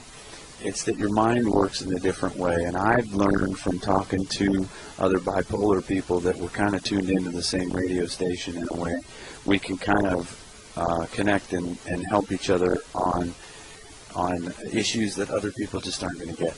So I think this is incredibly positive, this idea, because we'll be able to demystify the whole thing, the whole bipolar thing, because there's a lot of, there's just a lot of people that are kind of afraid of it, and I want to defang the whole thing, because I think the more people get out here and show themselves and talk and just, be truthful the way Bipolar God was, the more the discussion continues, the less fear there is. And we all make bad decisions out of fear, so I think the discussion is going to be good. And it's really good if other people who are not bipolar want to tune into these videos too, because they'll come to understand that we're really no different. We just have different emotional patterns, and our brains operate differently, and it isn't a choice. It's what our brain does to us. And we've always been this way, you know. We didn't do anything to deserve it or anything like that. So I think we can demystify a lot of that stuff if we all start revealing a little bit about ourselves the way Bipolar God did. So I'm going to do some videos, but I'm going to try to keep them really short for now and I hate short bursts, and I'll bet you guys are the same way. Like, I would rather drone on for about an hour and then upload that because I'm bound to get into a lot better material if I can settle into it. But, you know, I got to do these quick ones. So I'm going to do subjects on meds versus no meds. That's a very popular and controversial topic. The manic and what it feels like, right? That the depressive phase gets a lot of attention, but nobody talks about the benefits of the manic phase. It's almost taboo to talk about it because you're not supposed to like it or something. No, there's definitely some benefits to the manic phase that we have to talk about at the same time that we talk about, you know, the price we pay for that, which is the depressive side. And then, you know, stability versus happiness, and that's a whole big question we're going to get into. And I think these things, by the way, are brought up in Bipolar God's documentary, and I'll have put a link to that in my comments. And, yeah, self-medication, you know, you guys, the creative thing, the fact that you start a lot of projects and don't finish them, but because your mind is racing so fast that it wants to move on to the next thing, and how, you know, the normals don't understand that kind of thing, but it's just like how we're wired. And the creative power that comes with the mania, hypomania, whatever you receive. I would say today I should just point out, I'm trying to get in the habit. Today I've been in kind of a manic state, and I've been a little bit more revved up. I think just because I'm trying so hard to get all these, 3 days now I've been going on tech issues with all this stuff, so I don't know, it spun me into this like hyper detailed mode that's kind of like mania. And I also know that because I'm smoking a lot of cigarettes and I'm doing, you know, we all have our patterns, and we know them, like Bipolar God said, we know them better than anybody because we've been studying them our whole lives, and it's strange how these patterns form. We should start talking about that. But anyway, I'm manic today, and I'm probably bouncing around a little bit trying to get these videos done, and I'm painting and doing some other stuff, using the energy while it's there, which is something I think all you guys will be familiar with, and then you got to kind of capitalize on it while you have it. And so I'm trying to do a bunch of different things at once, and that makes us look like scatterbrains to most people. But I live alone, and so that's not really an issue for me, and I'm not some dark little scary person or anything like that because I live alone. But we do tend to isolate because people misinterpret our emotional, sine wave. You know, it's hard for even people who have known us our whole lives to understand how you can change like that. And we understand it because it's just what we've always been, and the world looks different to us. So I'm really anxious to have some of these conversations with a lot of people who have other things too. You know, maybe you have panic disorders, maybe you have major depressive disorder, but all these mood things I think are related, and I think that what we're doing in medicine is we're trying to treat the symptom because it's a chemical imbalance, and so they think, well, let's treat that, but that is a symptom.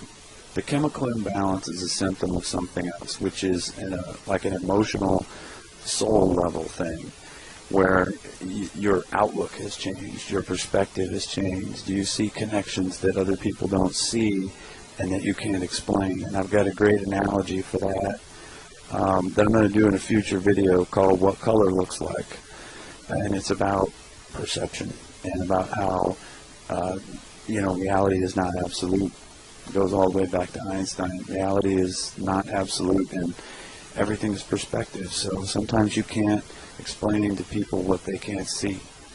And I'm going to do a whole video on that. That'll be one of my favorites anyway. And then I encourage people to respond in the comments and say what you think, and then put a video response if you know how to do that, and if your shitty technology works as shitty as my Dell technology works. I mean, yeah, you already know, but try it and put something up if you can. The connectivity of this environment out here, social networking, the social architecture of the web is going to be really, really important in the new paradigm of how we as a society communicate. So get out here, and try it. I'm doing it, and I think it helps. I've been doing this, not vlogging, but textual blogging with people for a couple of years now, and it's been a big help to me. And I think this will be even better because as a bipolar person, you know how important it is to see somebody's expressions in their eyes and things like that. So you will see all the things we have in common when you come. So that's it for now. Tune in, Bipolar Conductor. Howdy. Howdy, everyone. How are you? So glad you could drop in. My schnauzer's staring at me because he knows that I have a very important message to give you. I don't know. I'm not with the world schedule. I'm not on the world times, 9 to 5 banker hours. I'm on bipolar hours.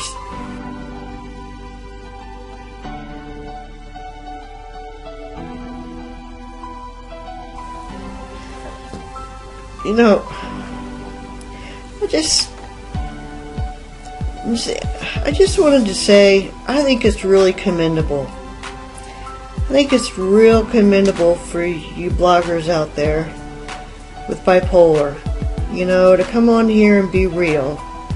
I know that the few videos I've done are a little bit on the light side and a little bit, little bit of a comical, but I know when you're depressed it's not really tasteful, but when you're maybe hypomanic it's tasteful, but when you're depressed it's not.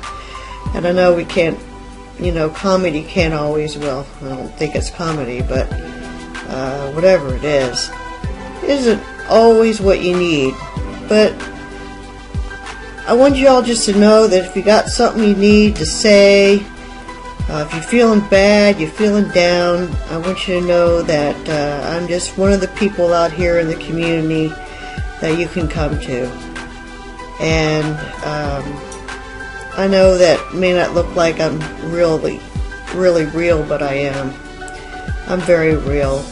And lately I've been up at night. I've been just wanting to feed my brain with just like study everything, just feed my brain and feed my brain. I have been rapid cycling, just crazy. I know about mixed episodes, and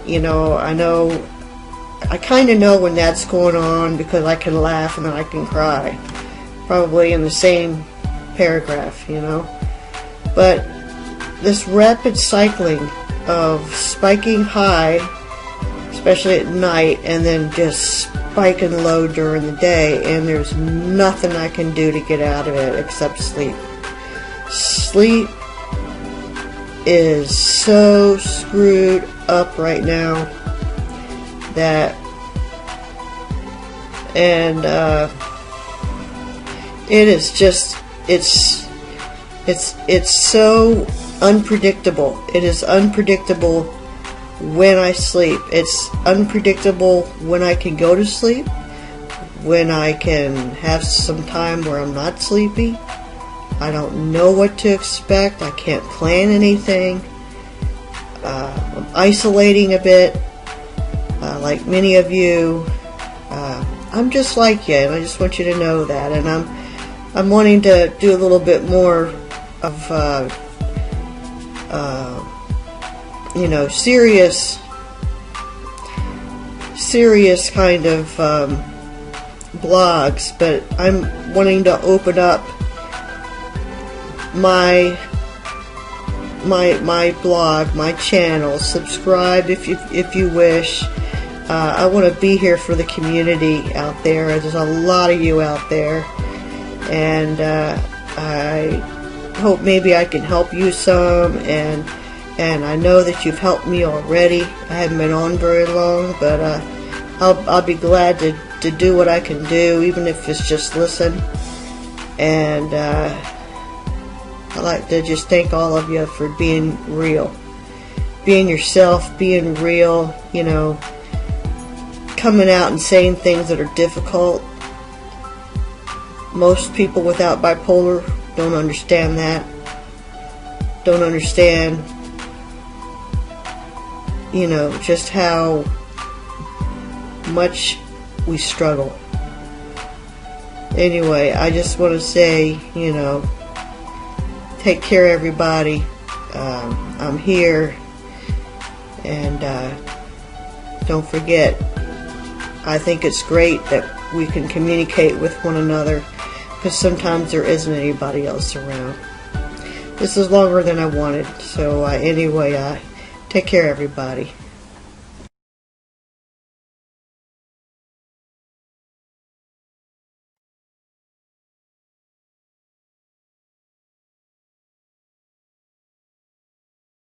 Okay, I joke about this whole med thing, but it really, really, really pisses me off, and that's why I joke about it, because I do not want to get all serious and start like just foaming at the mouth. In fact, the whole idea of my channel and this page right now that I'm doing is not to rant about things or get people all riled up. That's the last thing that people with mental illness need.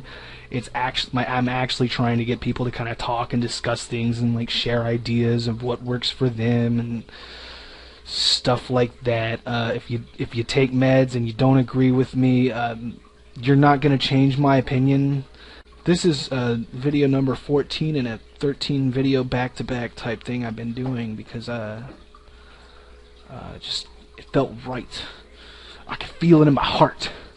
It had to come out to you, the people. I bet this video gets 4.5 views tops, and I bet 3 of them are people saying, "You shouldn't say that to people." Eh.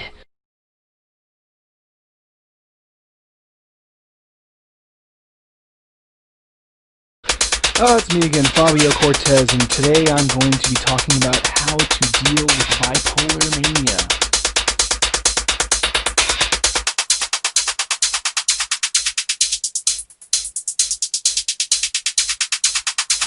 Let's find out.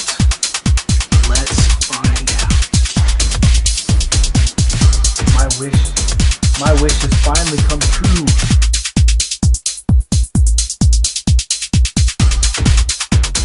Alright, we got Casio PT82 that I circuit bent, and it's awesome. I will never leave this giant bag of cheese balls.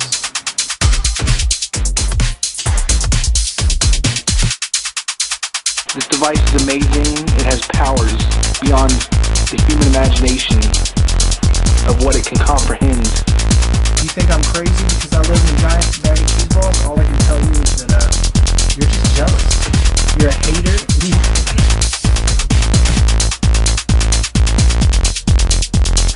Here's my Zoom box. It's made for guitars, but I decided to hook my keyboard into it. You want my cheese ball house, but it's not going to happen.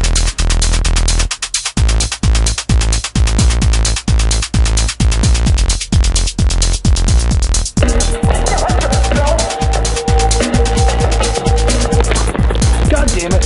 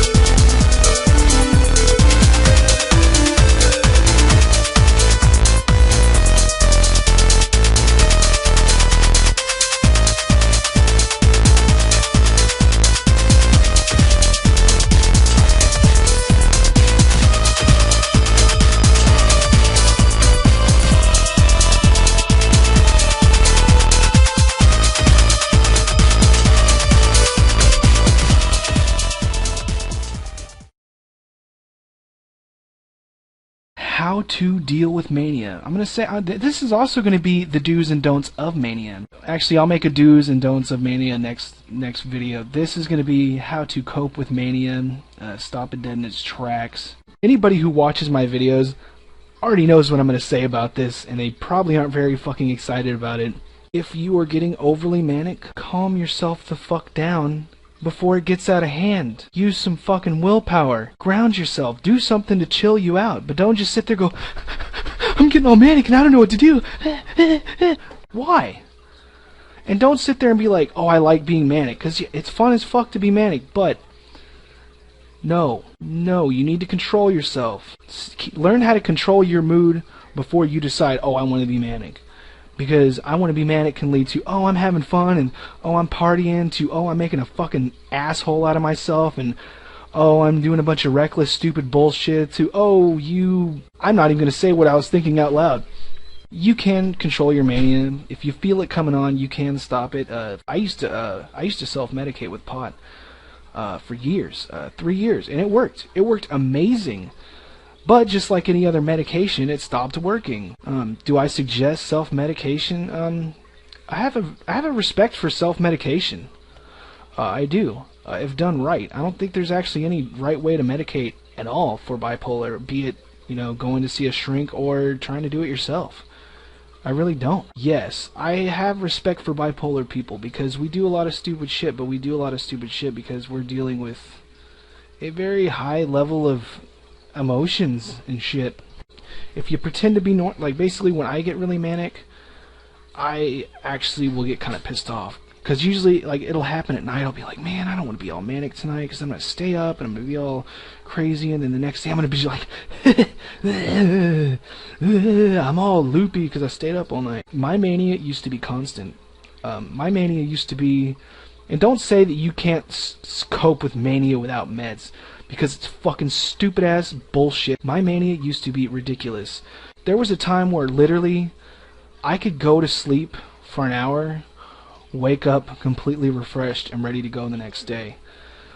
There was a time where I was so fucking manic to where I would actually sleep 15 to 30 minutes a night, get up, and then start doing shit. If you do cope with your mania with meds, awesome. If you cope with it without meds, awesome. And that's basically all I have to say about this. But you can chill it out. When you do start getting all manic, what you need to do is you need to stop yourself. Be like, oh, I'm getting manic. I'm starting to get all manic. I need to stop what I'm doing. Chill out. Here's some other things that help me stop my mania. Eating a shitload of food. Clearly, I am a tad bit overweight. You know why? Because when I was skinny, I was fucking crazy as balls. I'd rather be overweight than crazy any day of the week. I've noticed that there was actually one day I had $7 I had like $10 or $11. And I knew I was starting to fucking lose it. I was starting to get really, really manic and weird. I was starting to get the racing thoughts and the psychosis. I was even starting to get, I was like, oh fuck, because sometimes you can't stop it. You can stop it 90% of the time if you know what you're doing, but there's always that 0.1% where it's just gonna fuck with you. But on this day, it was like the morning, I woke up, it was like I slept like 3 hours, I got up, I was like, oh, I'm good to go, and then I was like, oh shit, I'm starting to get fucking crazy, because I know the onsets of it, I know the feelings, and I recognize it. And this is another thing that's really important. You people, you need to recognize your moods. You need to really pay attention to yourself and what's going on with you. But you don't need to obsess with what's going on with you. You just need to know what's going on, and that's it. Don't overanalyze it. Don't sit there and be like, am I breathing right? That's anxiety. That's a whole other thing. But on this day, it was like early in the morning. It was like 6 or 7. I was like, man, I was starting to get all crazy, and I was like, fuck it. I took like my last $10. I fucking hauled balls over to McDonald's, and I just bought as many of those stupid ass sandwich biscuit things, those morning sausage biscuit things. I bought like 9 or 10 of those, man. And I brought them home, and I ate 4 of them. Psychosis, mania, all that shit just fucking gone, just because I ate a shit ton of food, and it just calmed me the fuck down. Another thing, when you start getting the flight of ideas, I've been getting the flight of ideas all day, but I could have let it really get to me and get all crazy, or I could just start doing stuff, and it just kind of just ignore it. When your thoughts do get really fast, just you gotta lay down or go fucking chill out. Do what you gotta do. But fuck, I rambled so hardcore that I don't even remember what this video is about, and that's from the heart. And I'm done with this video.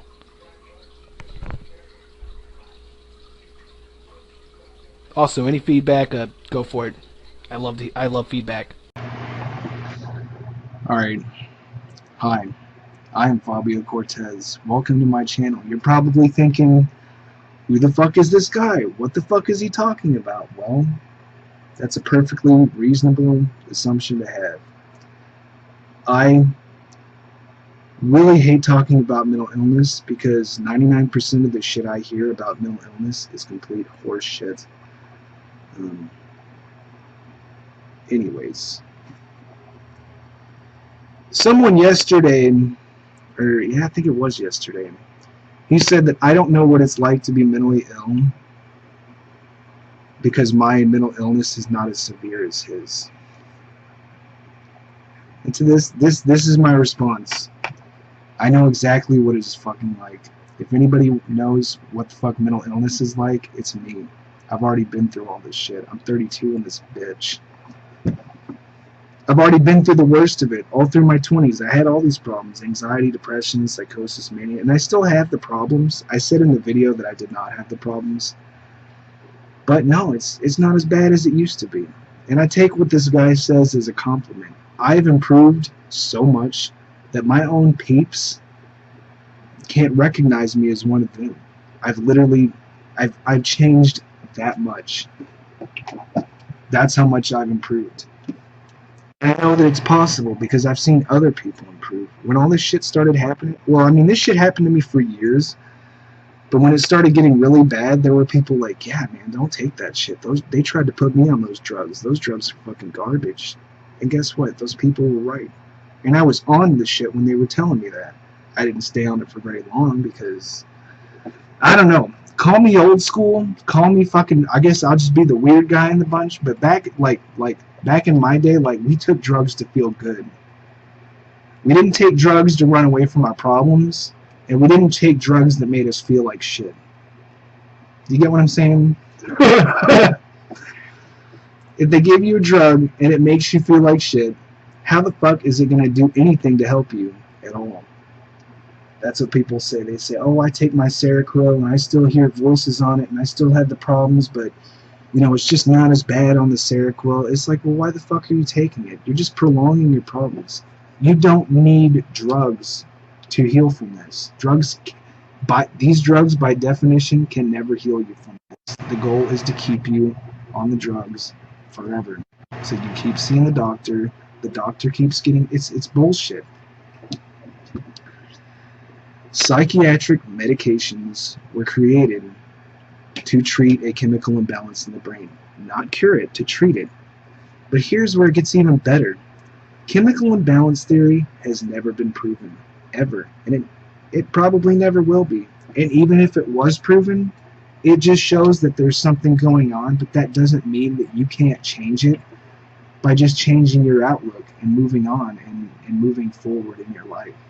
You know, just because you have like a chemical imbalance today, like say your dopamine's off, you know, according to bullshit squirrely theories and shit, that doesn't mean that you couldn't just chill out for a bit and take care of yourself, and then, you know, maybe your dopamine wouldn't be off after a while. It's like if somebody takes, like, I'm not going to say the name of the drug, but if you take this drug too much, it'll throw off your serotonin and fuck with you for a little bit. You know, if you don't abuse the drug, it's not going to happen to you. If you take it all the time, then it's going to happen to you, and then you just need to take care of yourself and not take the fucking drug for a while, and then your serotonin will go back to the way it used to be.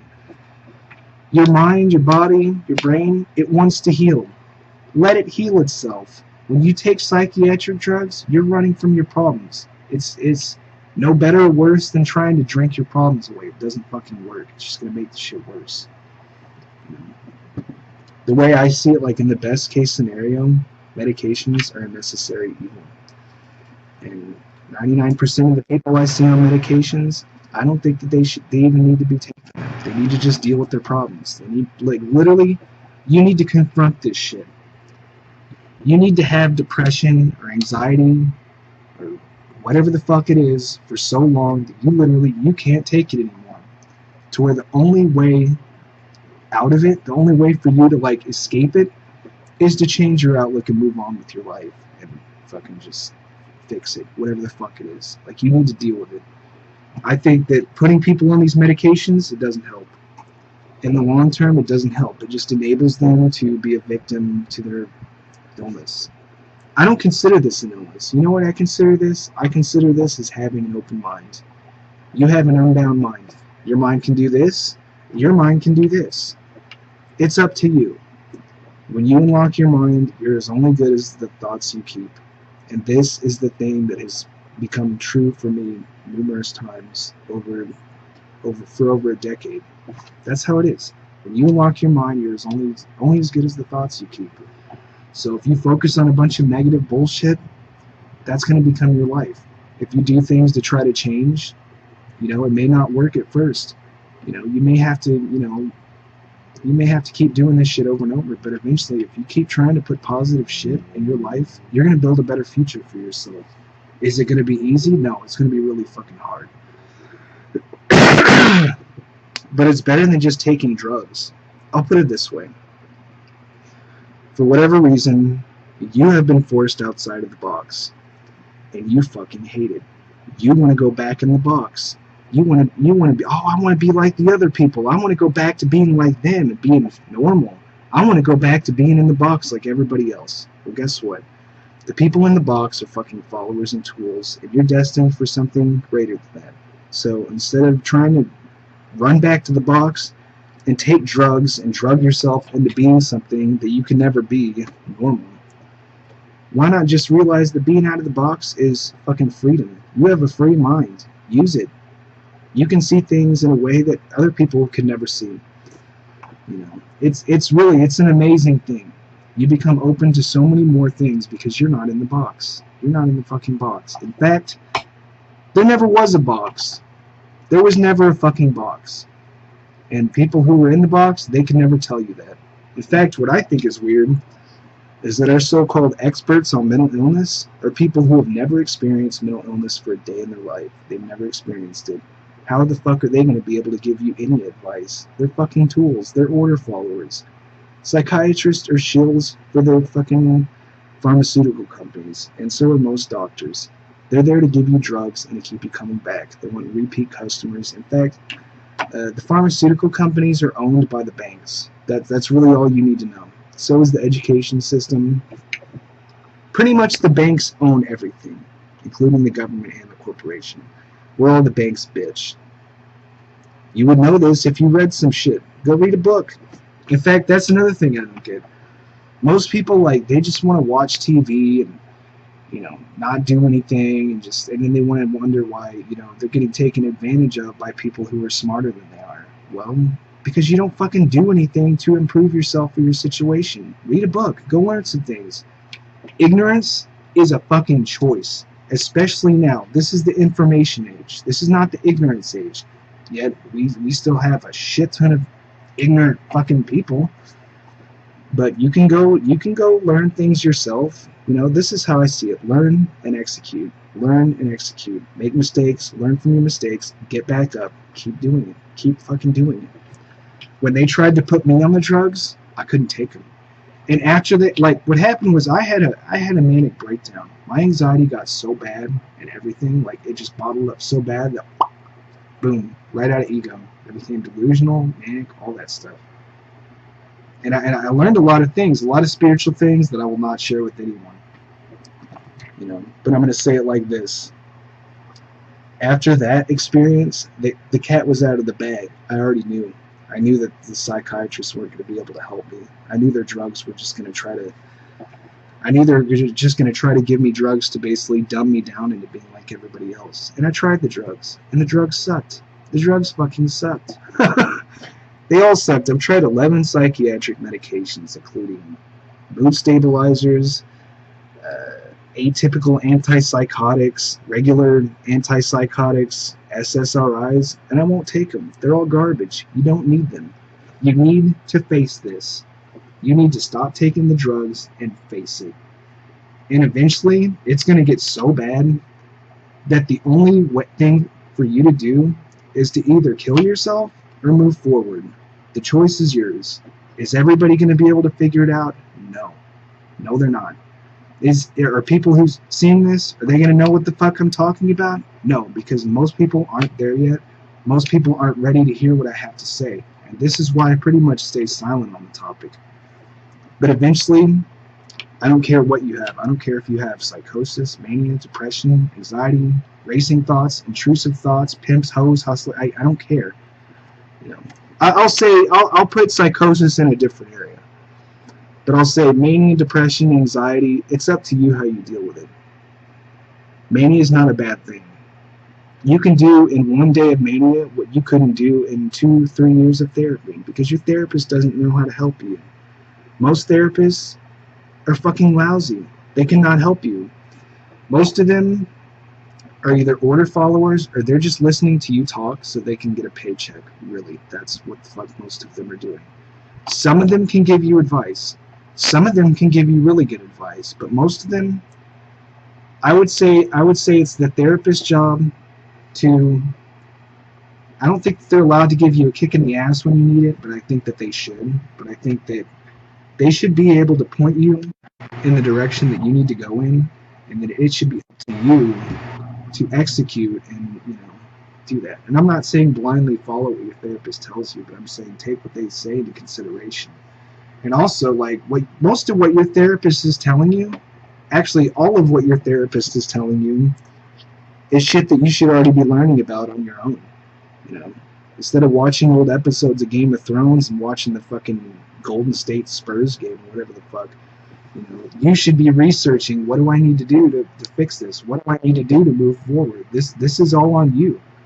You know.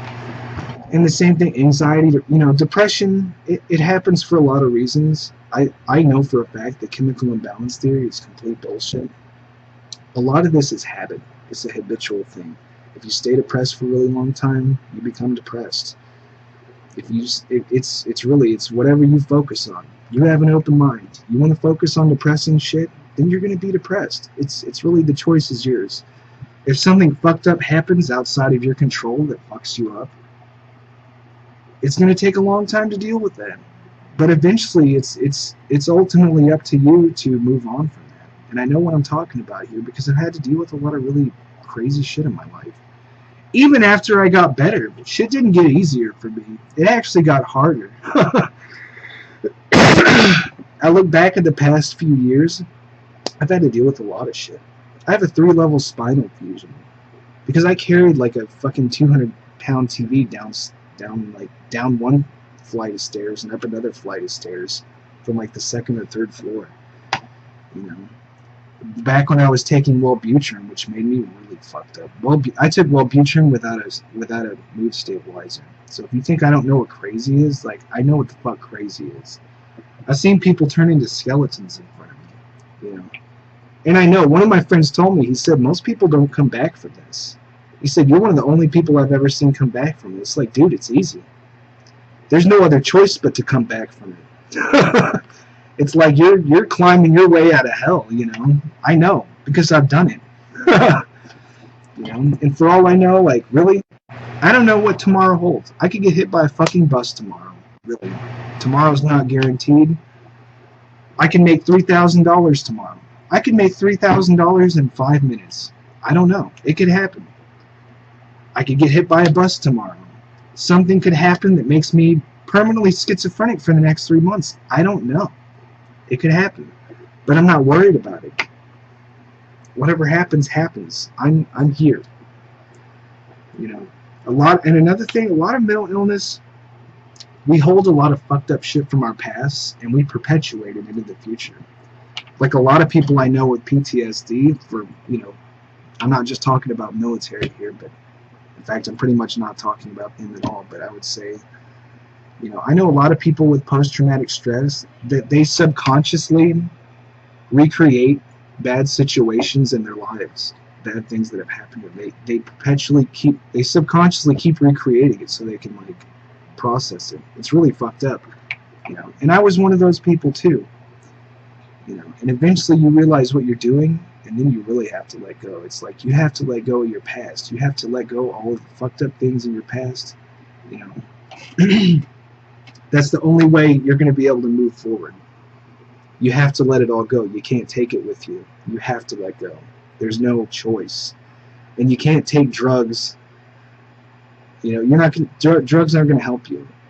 It's just like you're taking something that basically lowers your state of consciousness to try to, you know, like, you want the opposite of that. You want to expand your consciousness. You don't want, like, you want it to be to where there's no little place in your head where you can hide from your problems. You don't want to hide. You want to confront it. You want to bring it on. You want it to come to the surface so that you can let it go. And that's why the modern psychiatric approach will never work. It's never going to work. And the people that are trying to tell you, the therapists, the doctors that are trying to tell you, like, what you need to do to get better, they don't know. These are average people. You want to be average? Take advice from average people. You want to be amazing? Take advice from amazing people. You know, the choice is yours, really. You have an unbound mind. You could be up here, you could be down here. You know, what I really mean here, you know, your anxiety, your depression, all that shit, you know, eventually your intrusive thoughts, your racing thoughts, you know, it's gonna be bad for as long as you allow it. Ultimately, like, you're the only person that can change these things about yourself. You know, it's like, guess what? You have a unique personality trait. You know, eventually you have to take responsibility for your thoughts. You have to take responsibility for your actions. I think people that blame their actions on their mental illness, they are really fucking up. Like, they are fucking up in ways that they cannot even understand. If I sat there and was like, oh, I fucked up and I did it because I was manic, you know, then every time I get manic, I'm going to do stupid shit. And I'm just going to be like, oh, well, you know, I was manic, so you can't really hold me. No, hold yourself accountable. Take responsibility. You know, people don't want to take responsibility for their actions. They don't. They're like, oh, I did something shitty. I'm not saying beat yourself up about it. I'm just saying be like, look, I fucked up. I don't want to fuck up like this again. So I need to readjust some things. I need to readjust some scripts in my fucking AI or whatever the fuck you want to call it. You know, outlook is a powerful thing. You need to change, like, you know, a lot of these people just have a really shitty outlook. I'm going to talk about psychosis for a little bit. I've had psychosis. I've had plenty of psychosis. In fact, out of everything I struggle with the most now, it's mostly mania and psychosis. Psychosis doesn't scare me. I've heard and seen really fucked up things. I've heard and seen really amazing, life-changing things. I don't see it as a bad thing. It's just something that happens. I was really stressed out, and I can tell you that stress brings it out every time, and definitely bad diet and too much caffeine. And a lot of schizophrenic people will tell you that when they drink caffeine, like, they tend to get worse. You know? Caffeine's really bad because it's a diuretic. It makes you all energetic. It's going to fuck up your sleep patterns. It's going to make your stress worse. It might help you deal with a bunch of shit really fast, like if you have to do a bunch of shit that day. But at the same time, it's a diuretic. You're gonna pee out all the water you've been drinking. You're gonna get dehydrated, and you're also gonna pee out nutrients from all the food you ate. If you know anything about American food, you know that most of our food really has jack shit for nutrients. Our carb sources are pretty much stripped of any kind of micronutrients that are in them. You know, I mean, I could go on about this shit all day. Psychiatry's bullshit. Medications are bullshit. Most of the mentally ill people here on YouTube have no idea what they're talking about. The status quo on mental illness is go take your drugs, go get your chemical lobotomy, and, you know, be safe like everybody else. Fuck that. Deal with it. Become amazing. Don't fucking listen to these average motherfuckers. Like, you know what they say? They say smart motherfuckers sound like crazy motherfuckers to stupid motherfuckers. Like, that's really true. You want to be average? Go follow the status quo. But don't expect to ever be happy being average, because you won't. Well, you might, but why be average when you could be amazing? Why not? Anyways, this was a really fucking hard video to make. I'm gonna go, and a friend actually put me up to this, so I hope this satisfies. I guess I'll start making more videos like this. Anyways, I'm gonna go.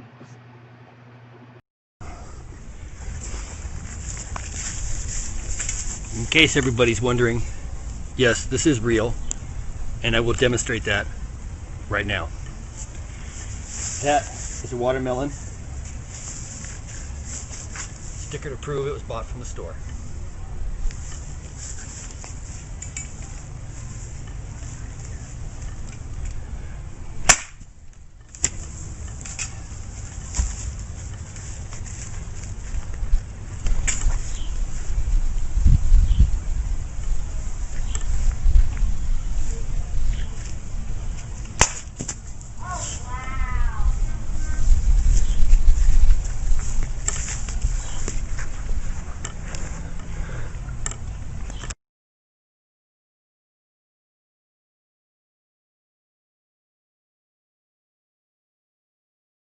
This is Warren, and some of you know me. That's great. I'm going to share my views of the things I've done to tackle the problems that we all have as being bipolar people, or depression, anxiety, eating disorders, weight gain, weight loss. I'm just here to pass on some advice that I've learned throughout the years that helped me out. I've been med-free since 2009, and I want to share my experiences to help you guys do the same if you choose to go that way.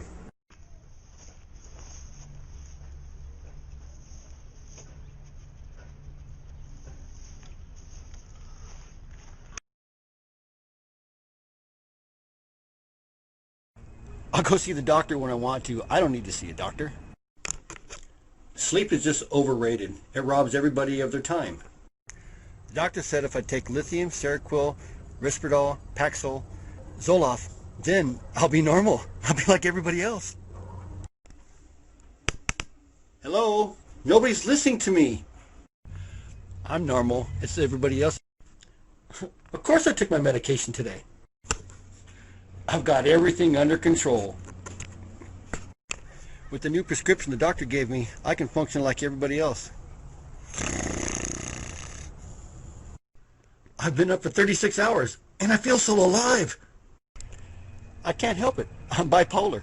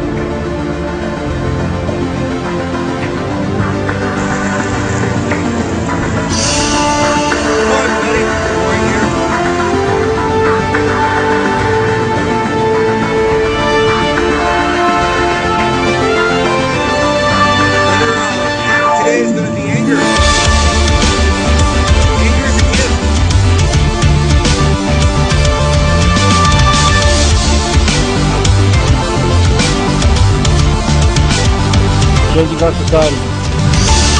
You know, you guys, if you really don't like today, what you gotta do is you gotta make a change. You gotta change how you perceive life and what you think life is. But it's a gift. It can be misused.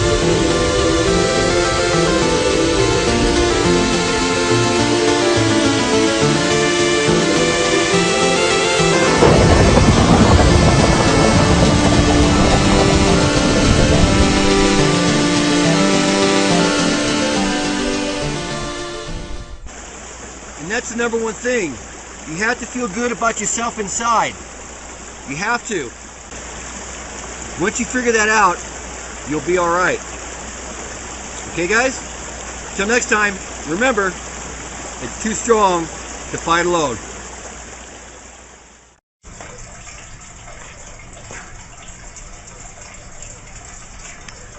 Hello everybody, Warren here.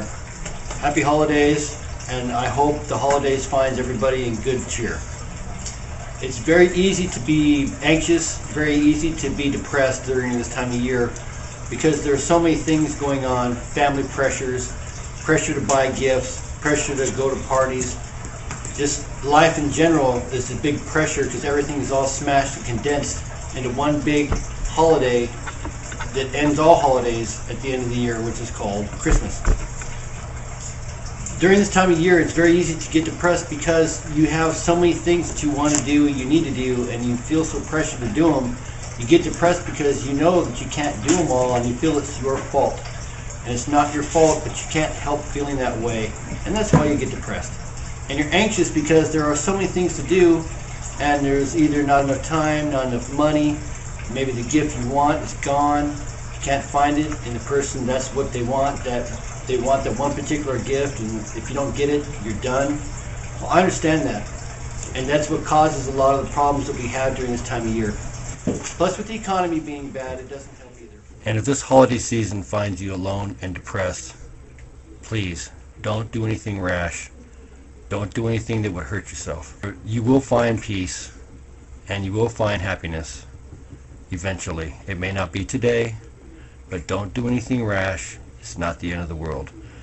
There are people out there that do care and they do want to help. You just have to find us. We're out there.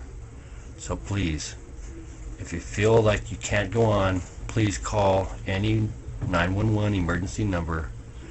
Please contact a doctor or physician, a relative, or anybody that you can to stop feeling anxiety and the despair that the holiday season will bring you.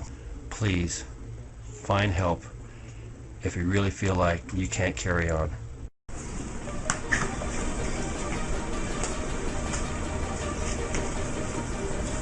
Hello everybody.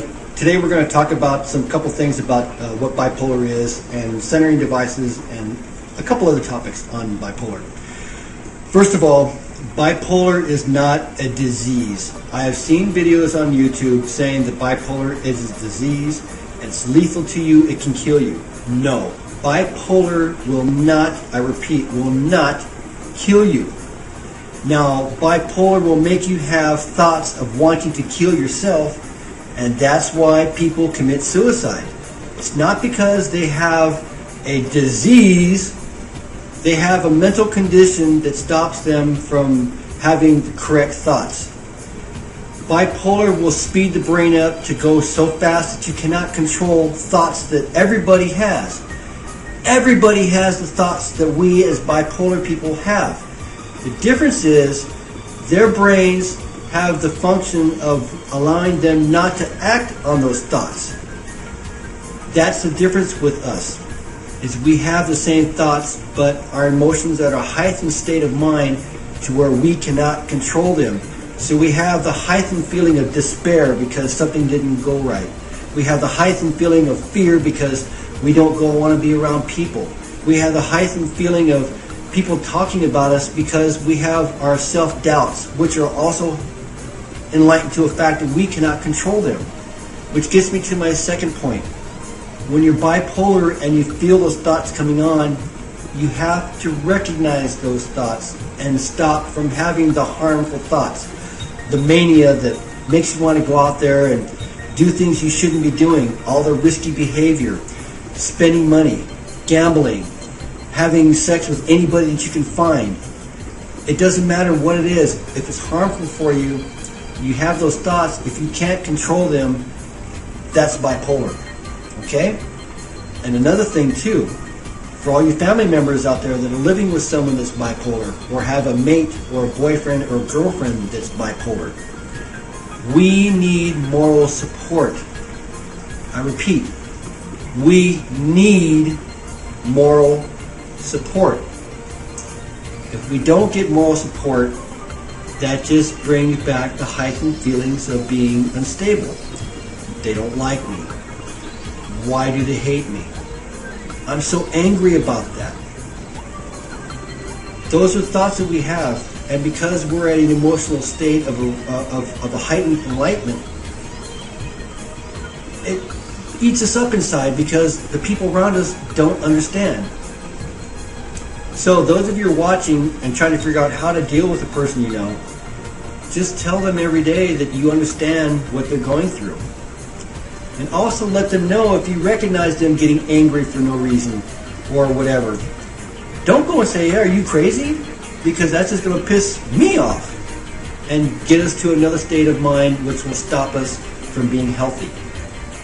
Which brings on my thing about a centering tool. Behind me is my centering tool. I've been going to Disneyland because I live in Southern California since I was about 4 or 5 years old.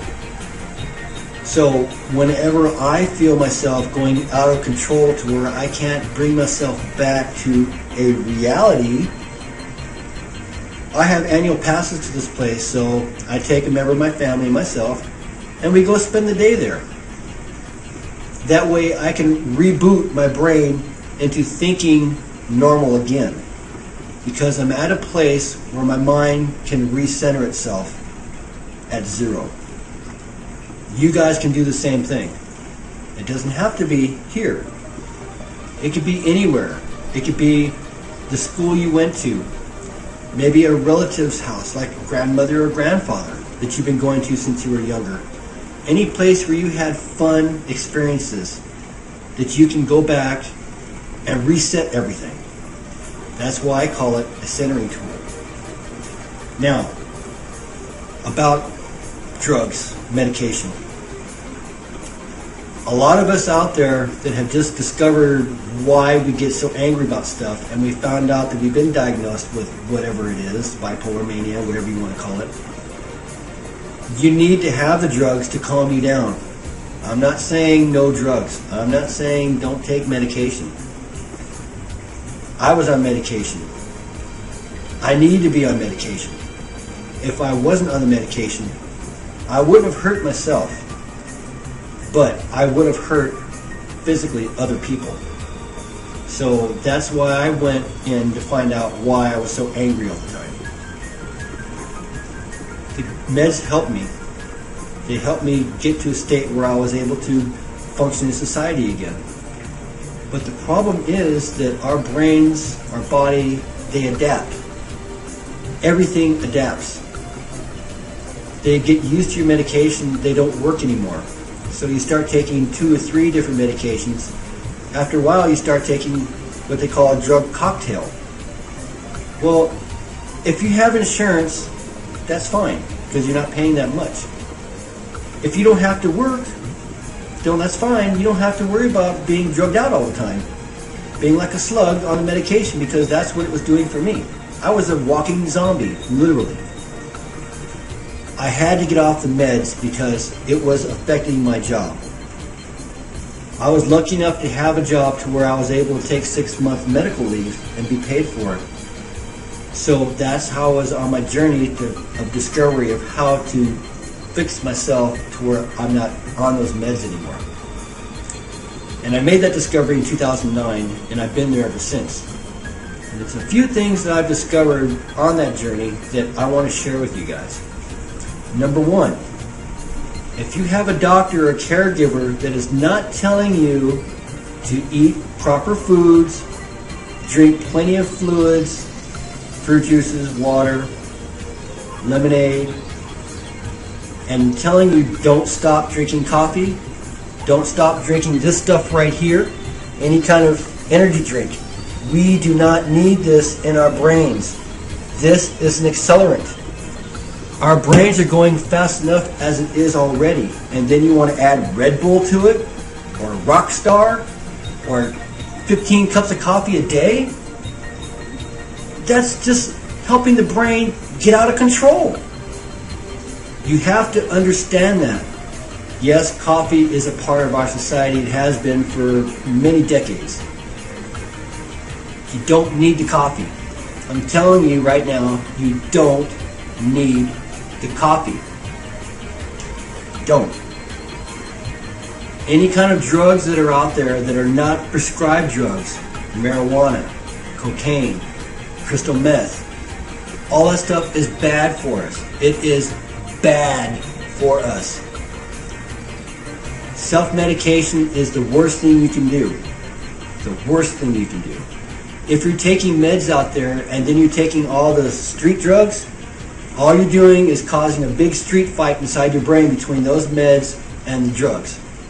And it's coming out in the way we act, which makes us look even crazier. And I was tired of looking crazy, so that's why I went drug-free. I have a healthy diet. I don't drink caffeine anymore. If I do have caffeine, it's very rare, and it's in the form of maybe a soda like a Diet Coke or something like that. And I try to make it caffeine-free because of the state of mind it puts me in.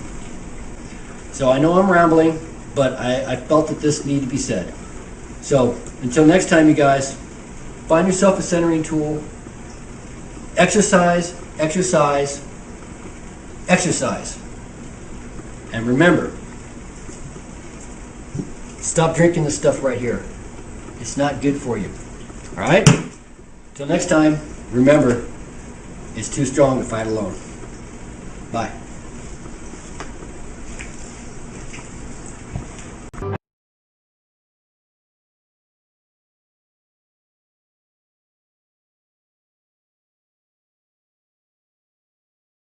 Hi guys, today this video is a response video to, well, I don't know his real name, but I know his name right now is, and we had a conflict a while back ago. I kept bugging him on his videos and saying he's stealing my ideas, and I basically pissed him off, and he blocked me. But now we're friends again.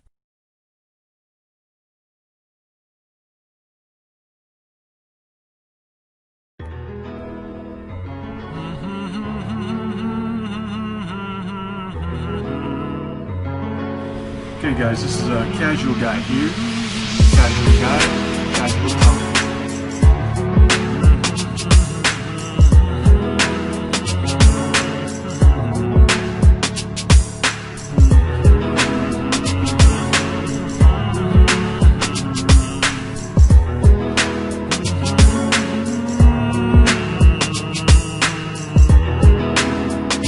My body, it's a lot more energy saved. And the reason why I'm doing a twisting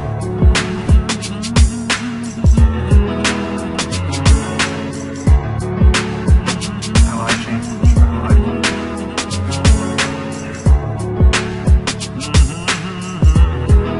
That's the first one, right?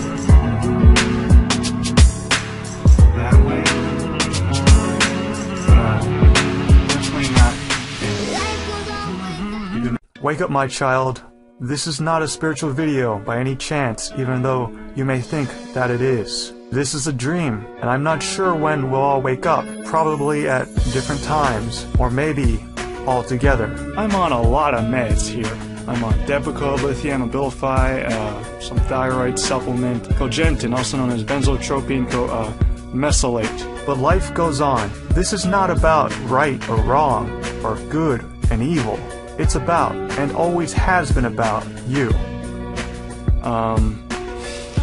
Yeah, so I've been on these meds for 7 years. Some of them worked, some of them didn't. Some of them actually made me crazier than I actually was. Would you rather live one day as yourself, your true self, or would you rather live a lie for the rest of your life? I know there appear to be obstacles in your way, but they are all self-imposed. As the song implies, we are all under pressure.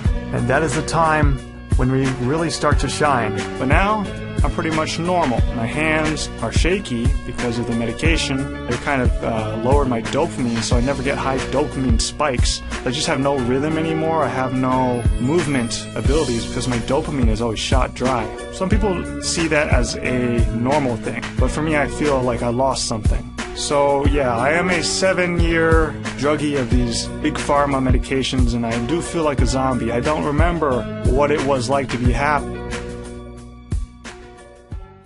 Like a caterpillar, you will transform into a butterfly. Like a flower, you will bloom.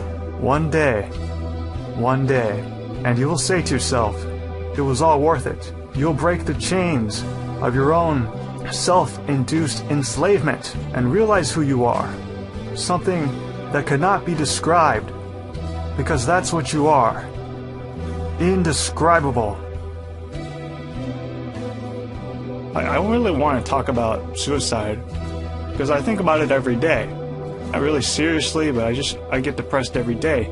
The medications that they promise you, they don't make you feel happy. And for me, I haven't been truly happy or truly manic for 7 years. I'm on all these medications. Everything about me is slowed down. I can't think as fast as my other classmates or anything, because everybody is faster than you already, and the bipolar medications slow you down. And it sucks. The pills taste bad. I know the whole goddamn story. You know, this life is not about anybody else but you. You know, and you don't have to let an illness stop that. It's my belief, personally my belief. I don't like to sound cliche here, but everything does happen for a reason. Given this illness, this is what a psychic told me. They told me that illness was meant to be. If you're bipolar, you're thinking it just sucks and life just sucks. Everything fucking sucks. I agree. Everything does suck. You're granted one life right now, and you gotta do something with it. Life has been and always has been about you, and you know how to make yourself happy. Just forget all the deadlines, forget about time itself. Right now, this is all that matters. Thanks, guys. Shut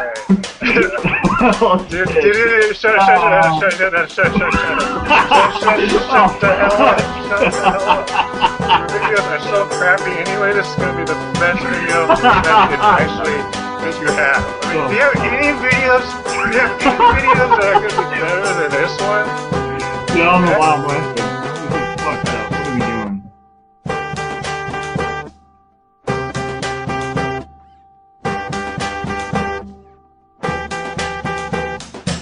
Alright, sing it again. There's too many different. There's too many syllables. Kenny and Josh. Kenny and Josh show.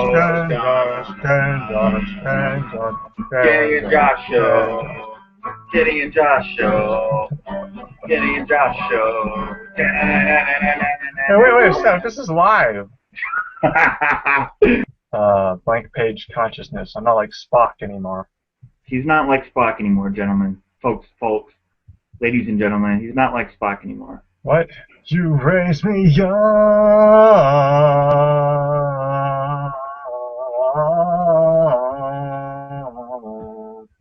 to lean on. Okay, so Kenny had an incident last night. Kenny went to the hospital. Why don't you tell us about it? Kenny, what happened? What happened, dude? I couldn't sleep. You know, every time you go to bed,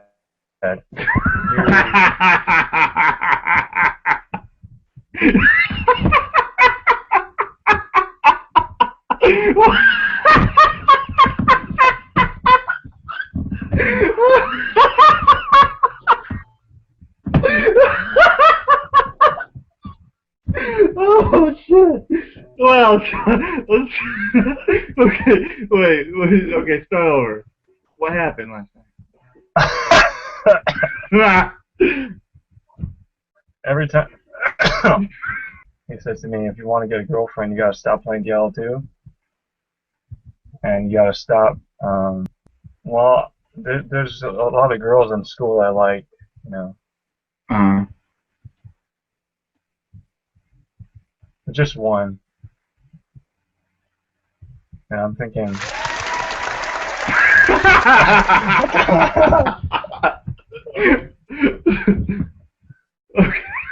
Jerkwad, my God mind, my oversoul consciousness, my blank page, my Spock, my zombiness. Okay. I cannot be stopped. I am an angel. I am Ezekiel, Castiel, Gabriel, Tyrael. Okay, calm down. I cannot sleep. I cannot dream tonight. I need somebody and always. Shut up. The six strings darkness comes creeping on, so haunting every night. I need somebody and always. This. Oh, I thought you had a song. I thought you had a song.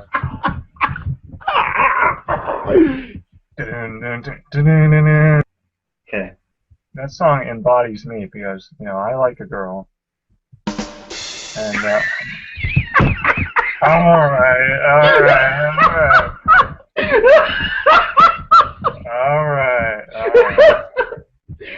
Okay, I'm sorry. Alright. Alright, let's go on. Continue the story. I like a girl, right? And that song, it's just amazing. Play that song right now.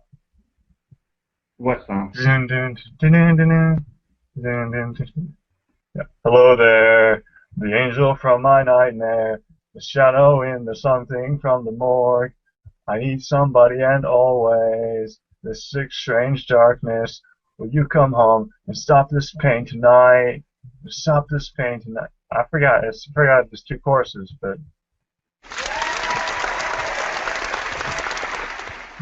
stop this pain tonight.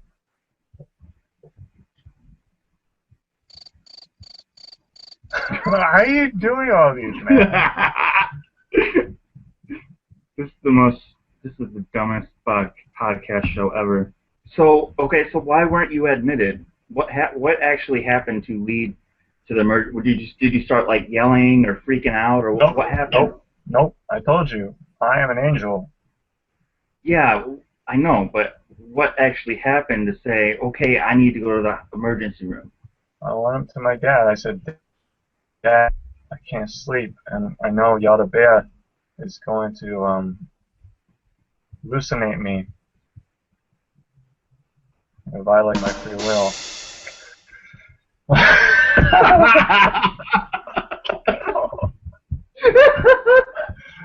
You are an asshole.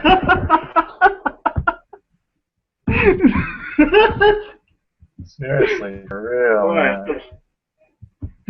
Well, it's good to laugh, right?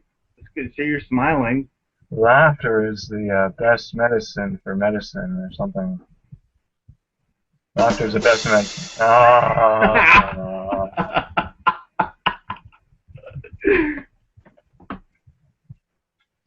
Yes.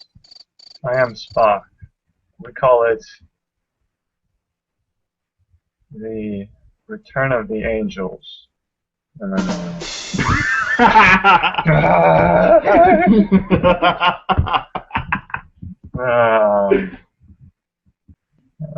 Hey, let me test my mic. Okay. Alright. Who is Satan? Satan, I told you, he's the chief archon, Samael. What the hell?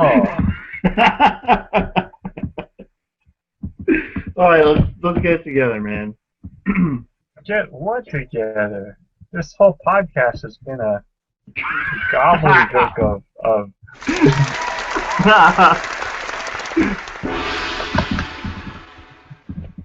oh boy. This is the lowest of the low. We are at rock bottom. And right before he said, "I am nothing," he blasted Keanu Reeves with a like a Kamehameha, and it hurt Keanu Reeves inside. Now, the true creator, the prime creator, is so prime. He is so powerful. He can create anything. However, Yaldabaoth can only copy Samael. Oh. The aliens told me. I actually had. It's like, boom! I have these wings. I'm heavy now. No, well that is true. That is true. We all come from heaven. We're little dots. How do you, okay? Does anybody want to know how to sing? This is how you sing. Okay. What's the lyrics again, dude? Yeah. You are one dot. That is how you sing, one note at a time. If you vision yourself as 0-point consciousness, God, I'm just lying to myself. Just go. Yeah, I don't know what you're talking about. Go. Okay.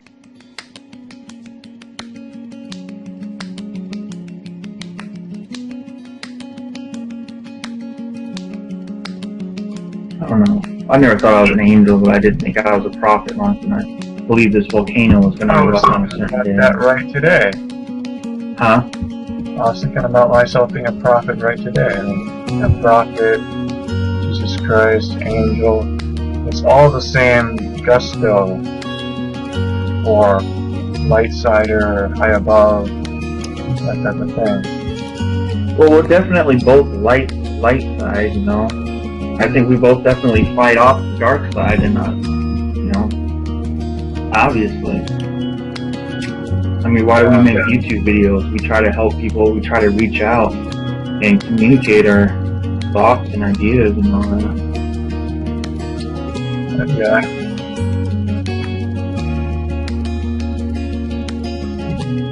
Anything else to say?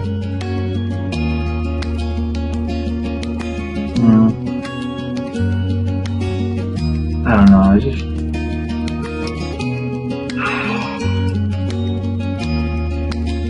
gotta keep fighting, I guess. It's a struggle. Like, what's going on inside your mind right now? Is it like a bunch of thoughts?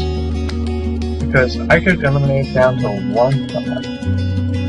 I bet that one dot, that one point, that 0-point consciousness is better than whatever you have. It very well could be, man. I don't know. Or you could just blank through your entire mind, and that would be better than anything also. Because you think in this world, Satan's thoughts. Because Satan rules the world, and we're always thinking this, thinking that. When in reality, we shouldn't be thinking at all. We should be 0-point consciousness, being the divinity that we are, the high heavens, the angels that we are. But you have to become crazy you have to become crazier. I don't know how to say it. Can you help me out here, Josh? You have to be a little bit crazier to survive in a crazy world or something. Get my gist. Well, yeah, to survive in this world, you gotta be crazy. It's a fucked up world. You know? It is a fucked up world. Especially if you're mentally ill. Mentally ill. See, a lot of people are giving me flack about, well, like you, about just because I think I'm an angel. Well, that's because that's crazy talk, man. And that's why I'm only talking to you about it. But, well, that's because we're friends. You know I'm not gonna really call you crazy. I'm allowed to say that, you know, that is kind of out there, but you know I'm not, like, bringing you down or nothing. Yeah. I'm just saying, part of speech. But, gotta go. Alright, dude. Take care. Bye.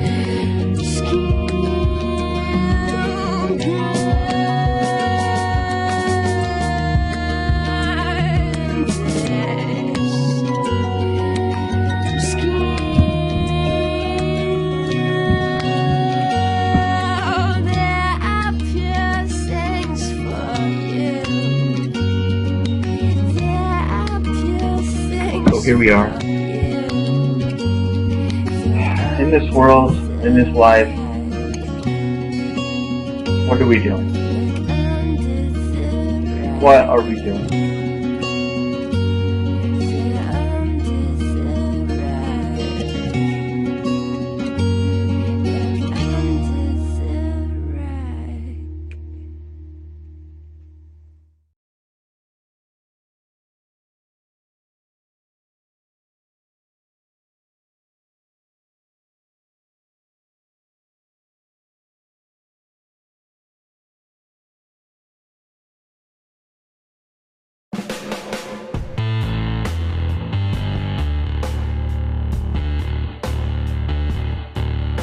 when you're feeling some kind of awful fright in the night, it's time to reevaluate your moors and find a higher ground up there in the bare plains till you hit the crazies and turn left at the tracks.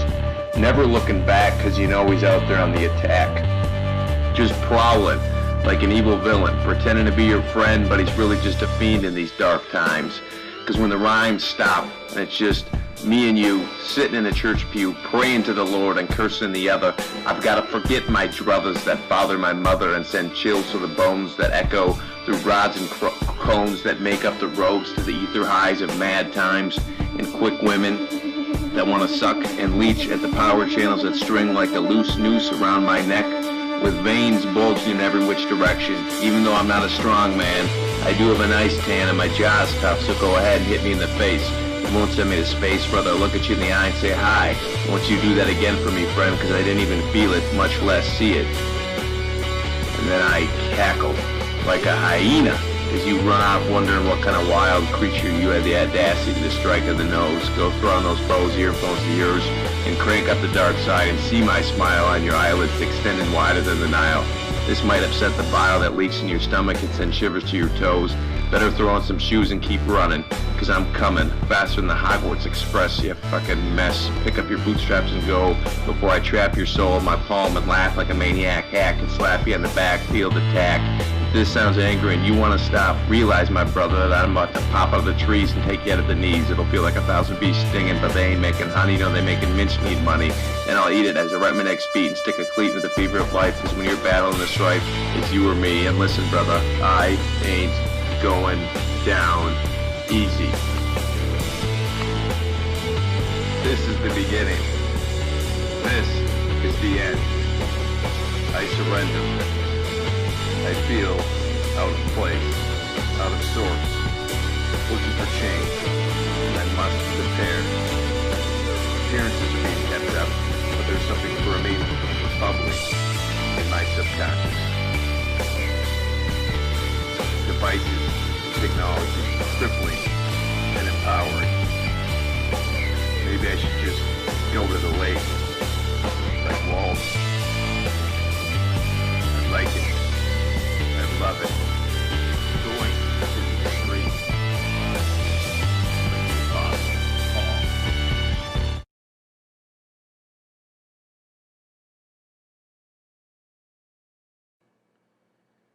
Hi there, folks. Last night I did a segment where I kind of showed how I take medication, what medication I take, but there was a buddy here and he was doing some stuff which I found quite entertaining, but I wasn't able to focus on the medication. And I take lithium carbonate, 1,200 milligrams, Lexapro, 10 milligrams, Abilify, 5 milligrams, 300 milligrams 3 times a day, gabapentin as needed for anxiety, and trazodone, 50 milligrams if I need it for sleep. Can take up to 100 milligrams. Haven't been taking it because I've been able to relax in my time on the block more than usual, and I've been sleeping a lot better than I typically do.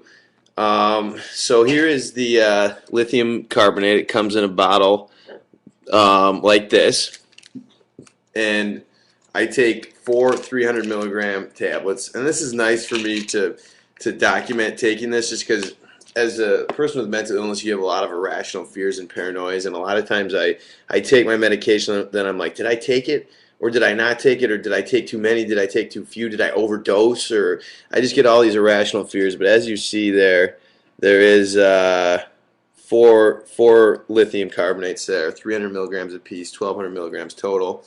I'm going to take those right now.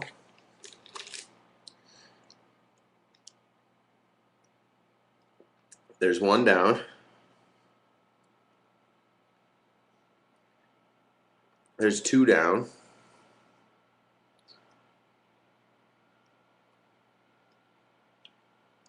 There's 3 down. And 4 down. Voila. The lithium has been taken for the evening. I'm going to I pulled up the Wikipedia lithium page, and I'm going to read that, but first I got to take my other ones. So then we got the Abilify, which I have bipolar number 1 with psychotic features, and this Abilify is supposed to control the psychotic features. They wanted me to take something else, but it had really bad side effects, and I didn't like it, and apparently can cause diabetes and some other shit, so I was like, oh, fuck that.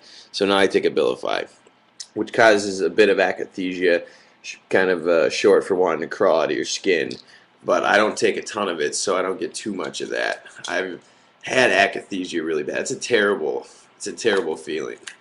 So we've got the Abilify, it's a little blue one.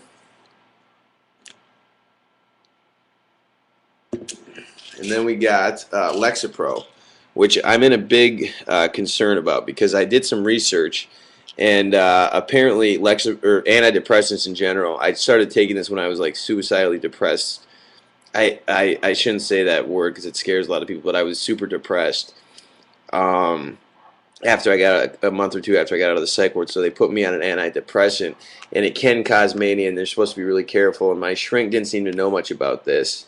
And so, I don't know, I'm still taking it, but it's something for me to think about and discuss with potentially a new shrink, which I'm looking for. Sorry, old one. I hope you're not watching this. He's a good guy, though. Can't name names.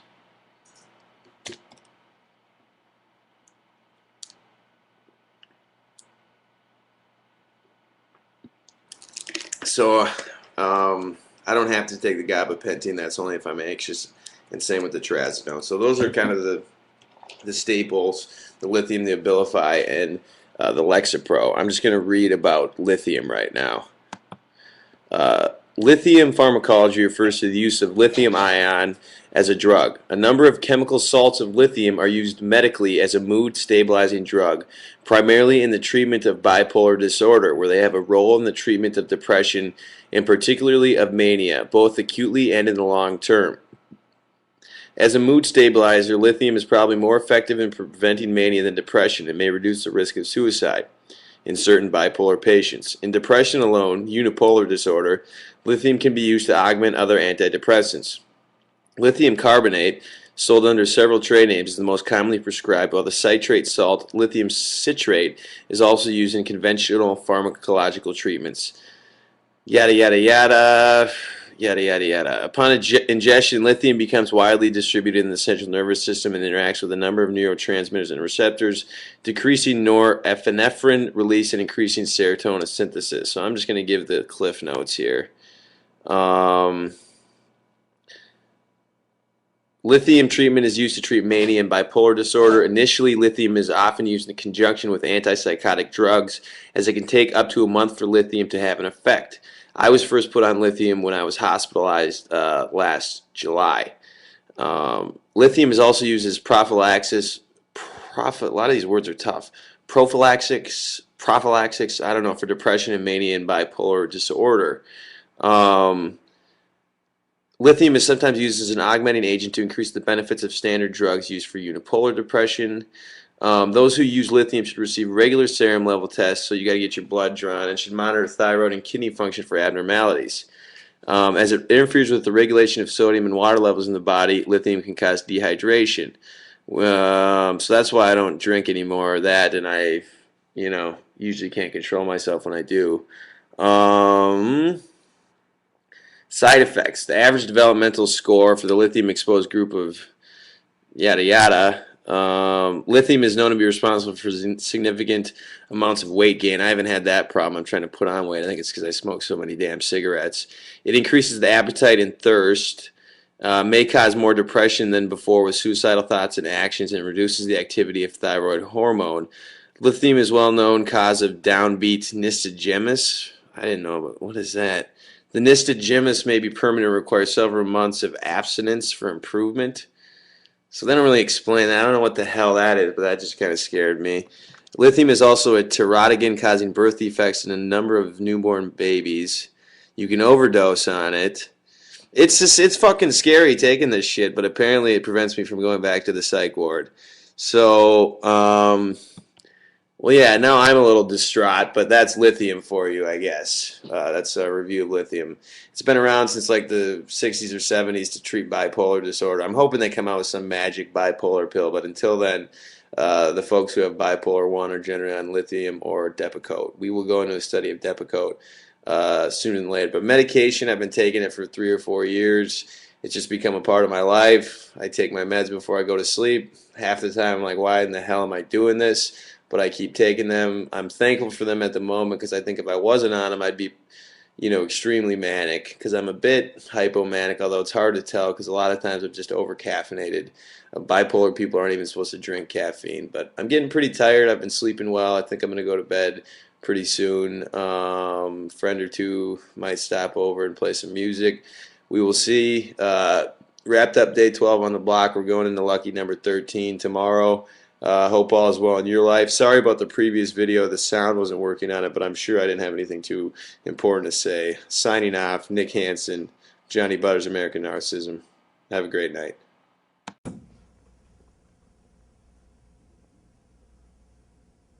Excuse me, I was just picturing Matt Cece in his underwear.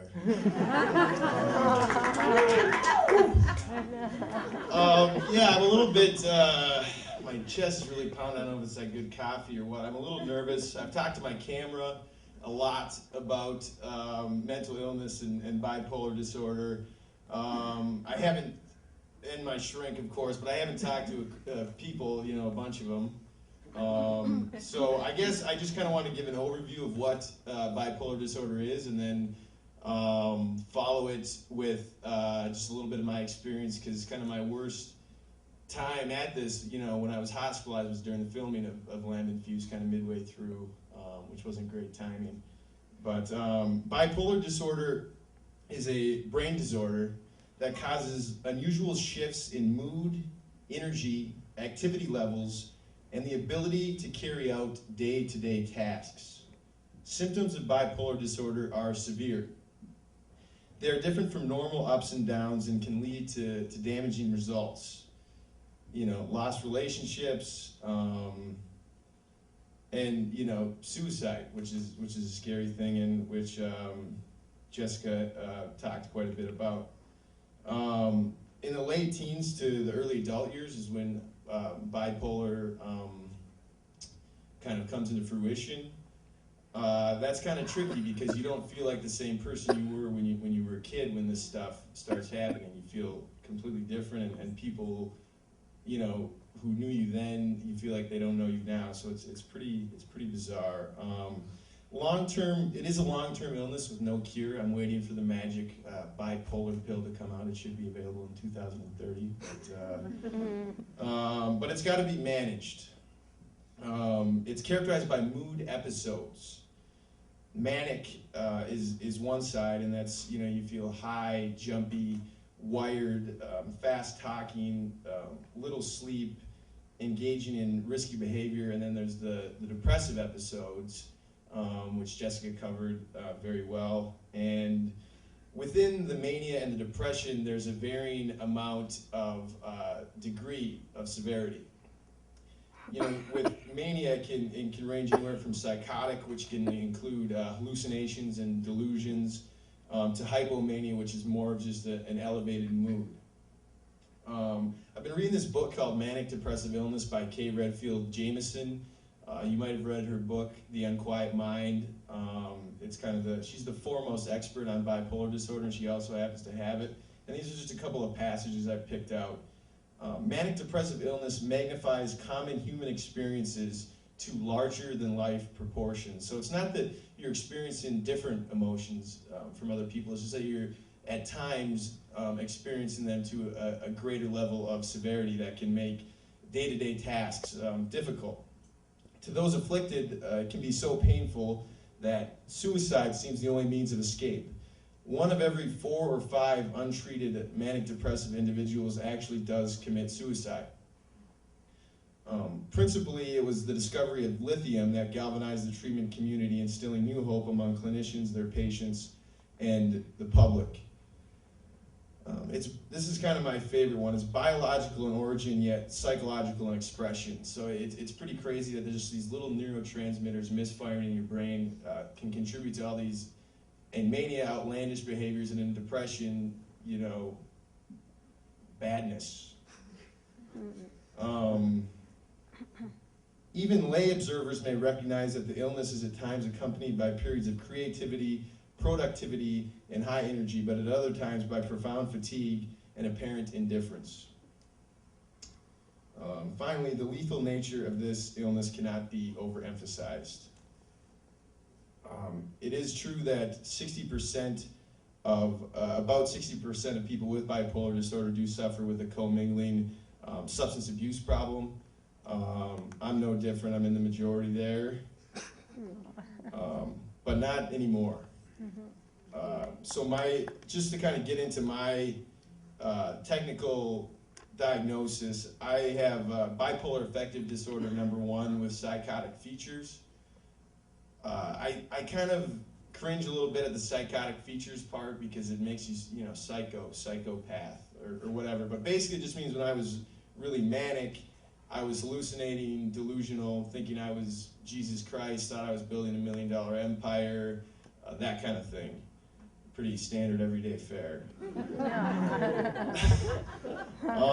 So I started experiencing the kind of manic and mostly manic stuff in college. And when it first starts, it's really pleasant. You just have an elevated mood. I was initially diagnosed with generalized anxiety disorder and was prescribed Prozac.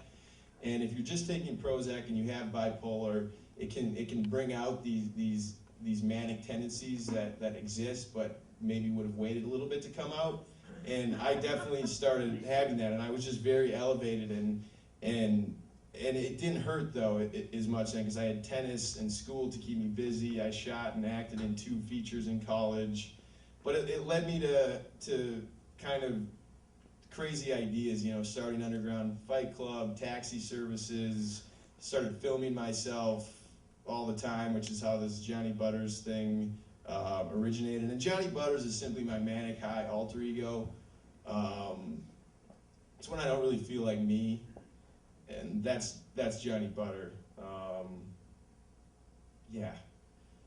So I graduated, and without any major crises, other than I tried driving down to Texas in my senior year to try to follow Obama, McCain, and drop out of school, and it was like 3 in the morning, and my parents turned me around, and yeah, so that was my only like crisis situation. At this time I was bipolar, not otherwise specified, because I still hadn't had a complete like manic breakdown, followed by depressive episode, which is what bipolar 1 is.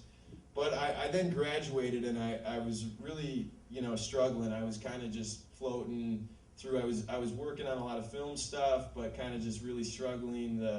The drug and alcohol abuse got worse and worse, until, I was working on Lambent Fuse, and I had worked for a guy from LA for, sorry with all the ums, I can't help it, but I worked for a guy from LA, and he let me use his studio because he felt bad, because he didn't pay me very much.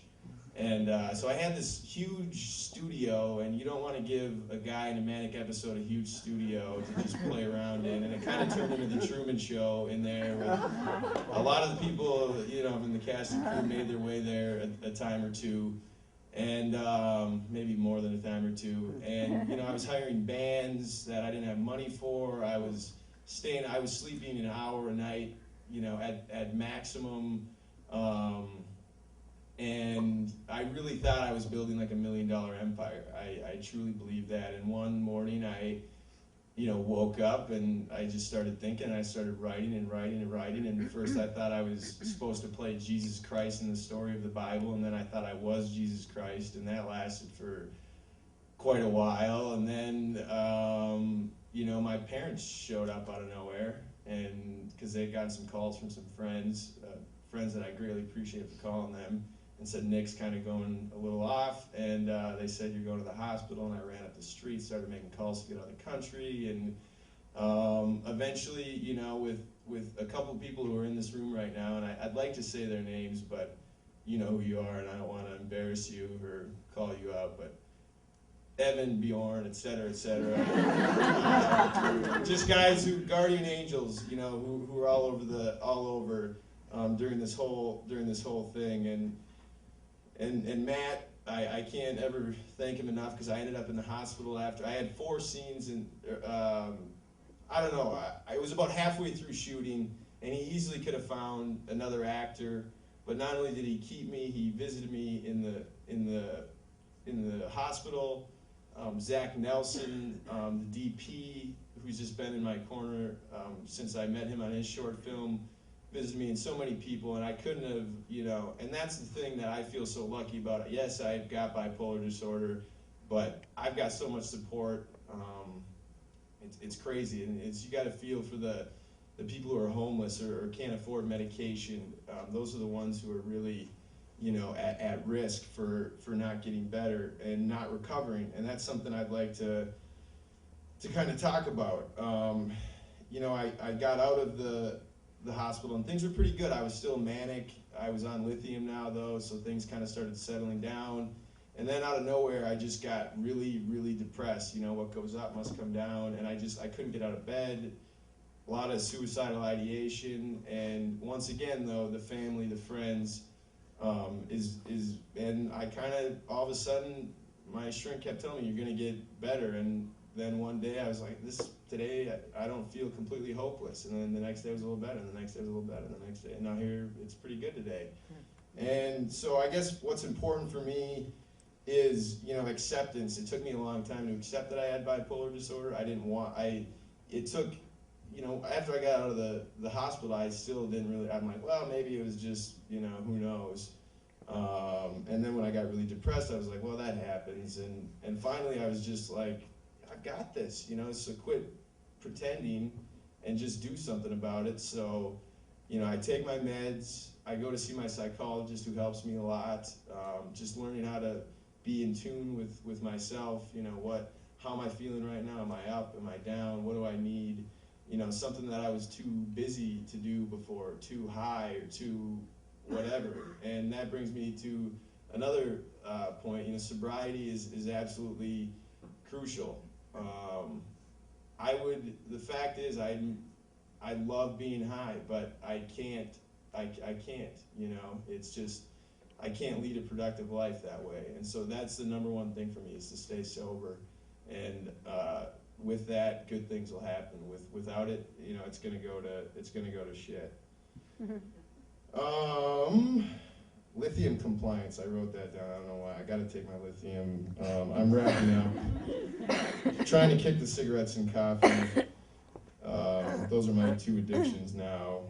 But I'd just like to say a final thing to my parents who are here.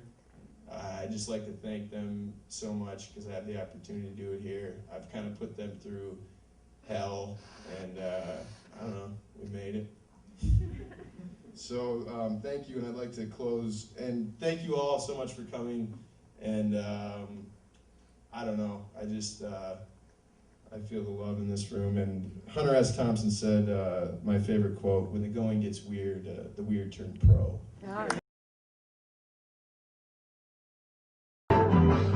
Land of all Victoria, land of all Victoria, land of all Victoria, land of all Victoria, Victoria, Victoria.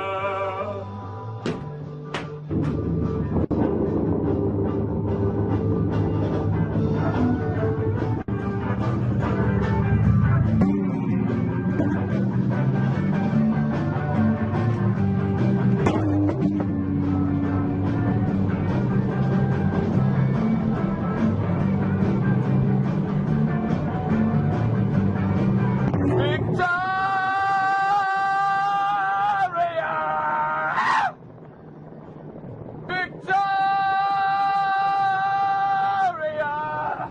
Victoria!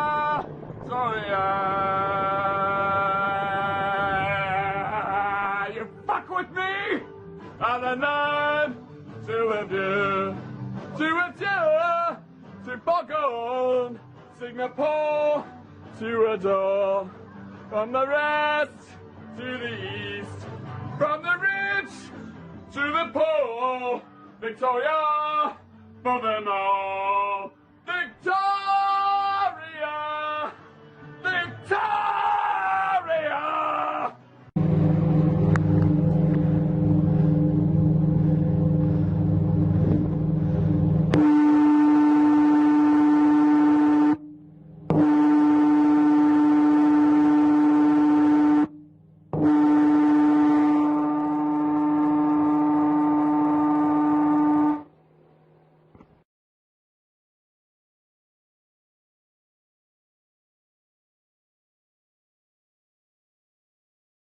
Time to come.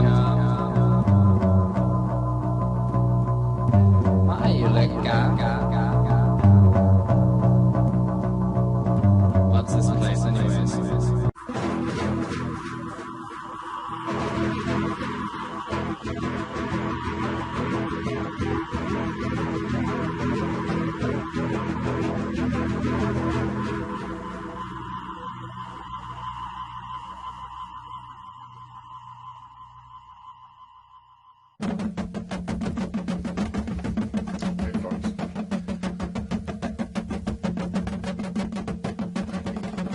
Sunshine, what a day to take a walk in the park.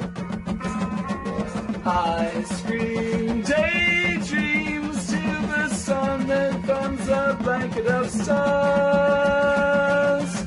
What a day for picking daisies and lots of red balloons. Sunshine, what a day for take a walk in the park. Ice cream, daydreams till the sun becomes a blanket of stars.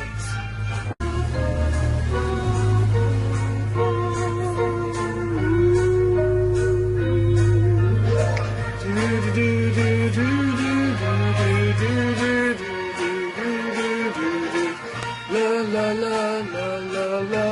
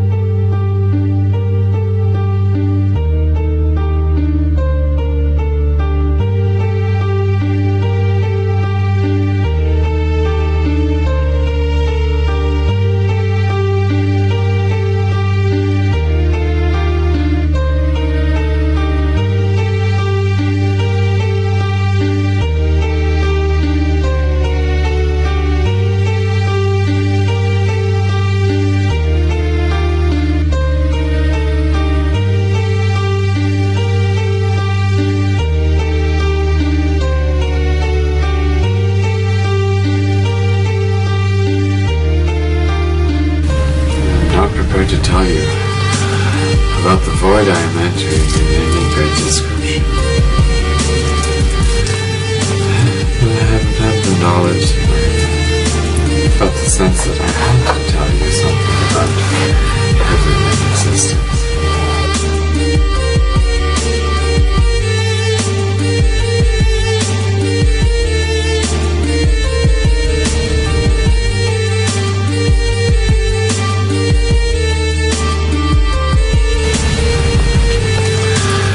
The earthly existence is the most substantial thing there is. Outside of earthly existence there is a void, and that is nothing. And I am not talking about the absence of stars, or empty space being all that there is that is present. No, there is a void.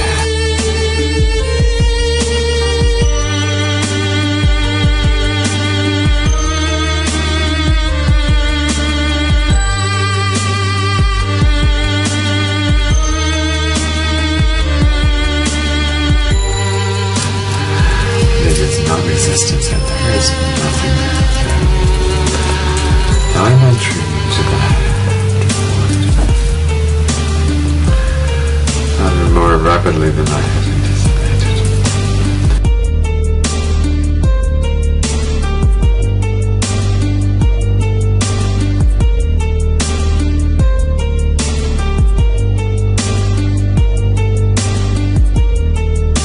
Soon I will be unable to do anything.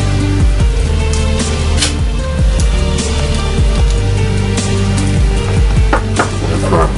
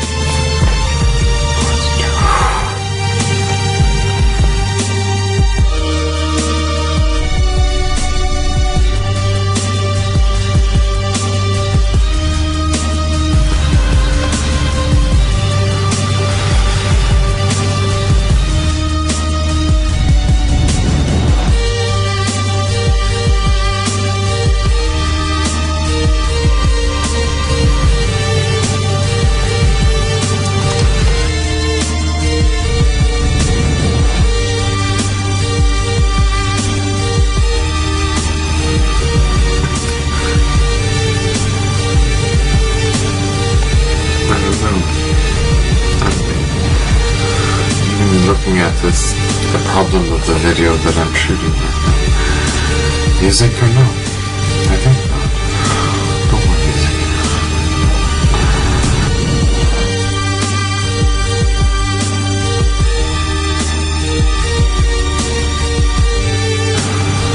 There is no more music.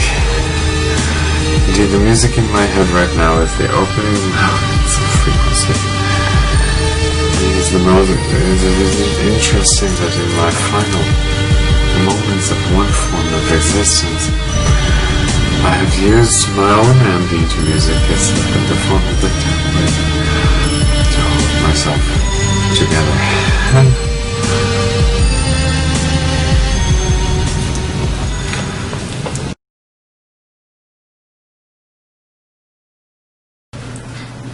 Another unscripted talk about depression. But this isn't so much about depression as about the manic state that I was in before I entered this depression.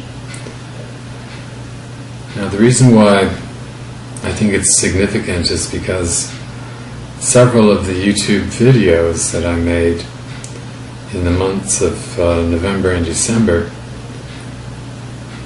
they seem humorous and entertaining and a lot of fun, and I was animated and energetic and seemed to have a lot to say. But the reality is, I was quite manic when I made those videos, and so all of the charisma that you're seeing, if you look at those videos, is the produce of a manic time.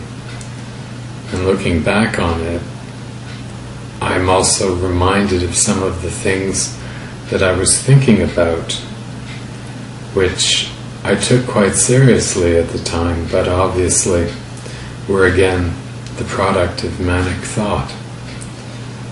So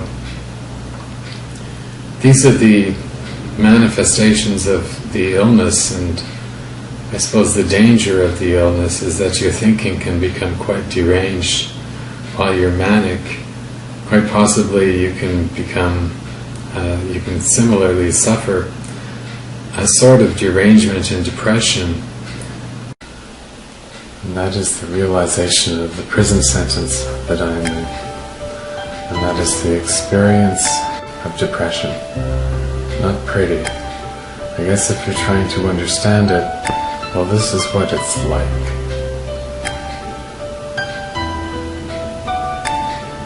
An unquiet mind in actuality. No luxury to have the freedom of an ordinary range of thoughts. It's no way to live.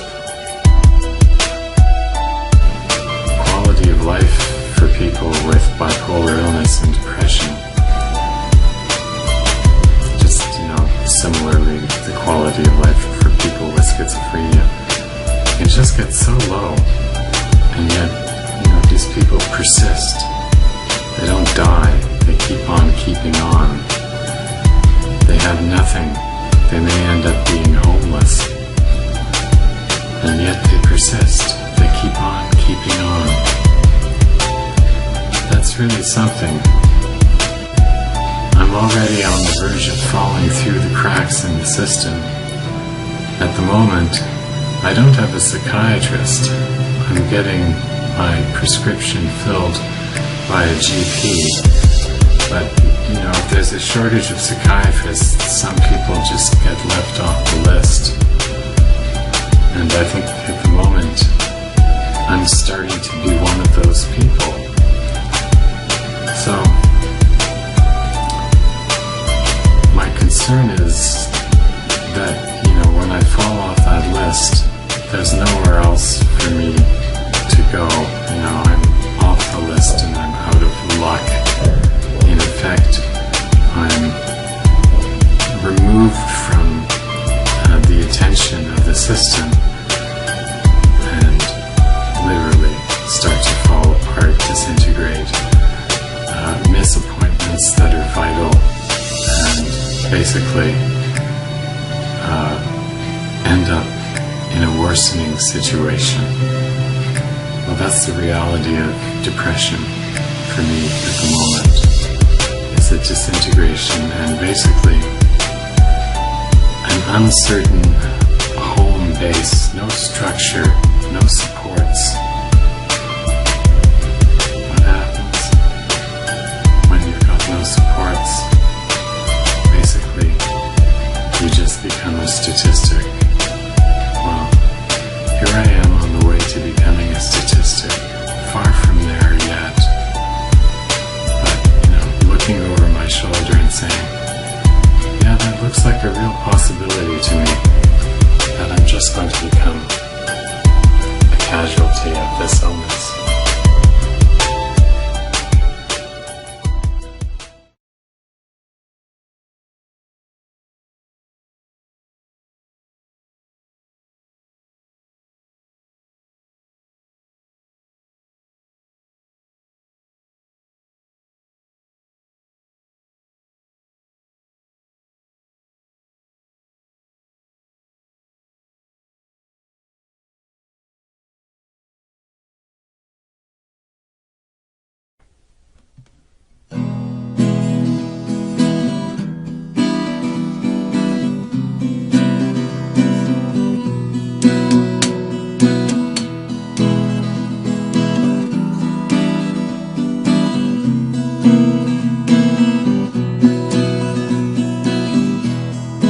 After the lightning faded and the thunder left you standing naked, confusion inside leaves you so lost you cry. Super bipolar man, only you can hear me when everything falls away.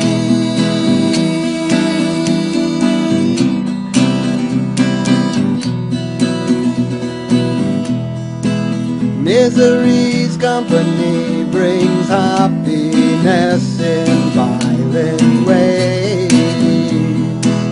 Pleasure sustained till endless pain makes you scream. Super bipolar man, only you can hear me when everything falls away.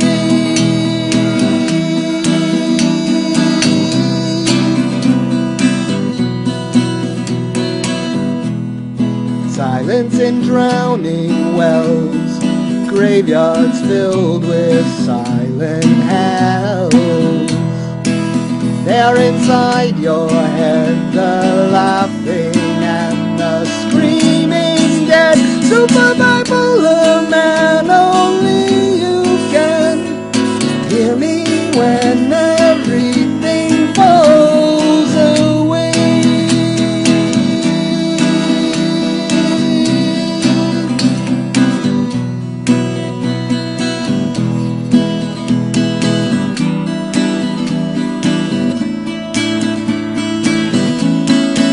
super bipolar man, only you can hear me when everything falls away.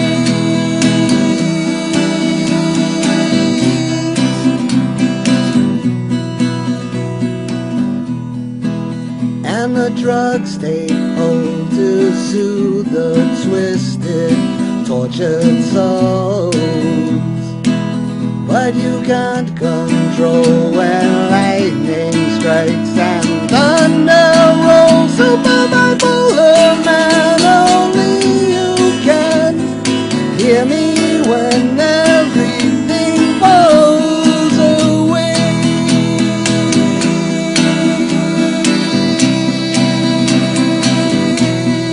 Super bipolar man, only you can hear me when everything falls away.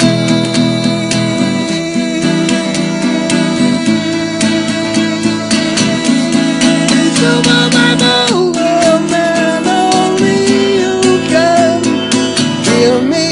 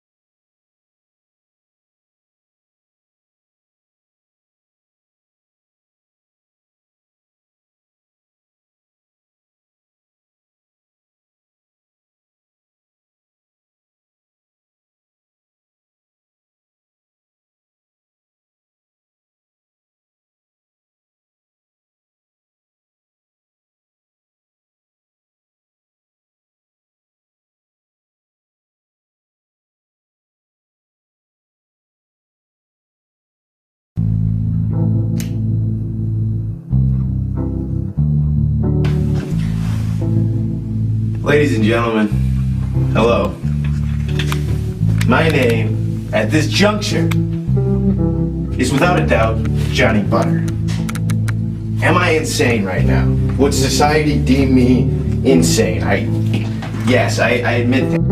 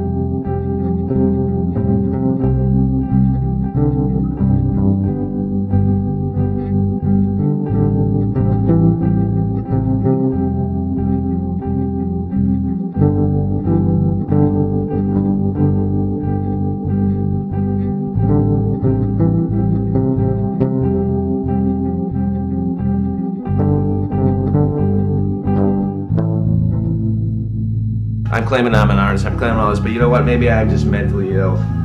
I don't know, the psych ward just did a fucking weird thing to me.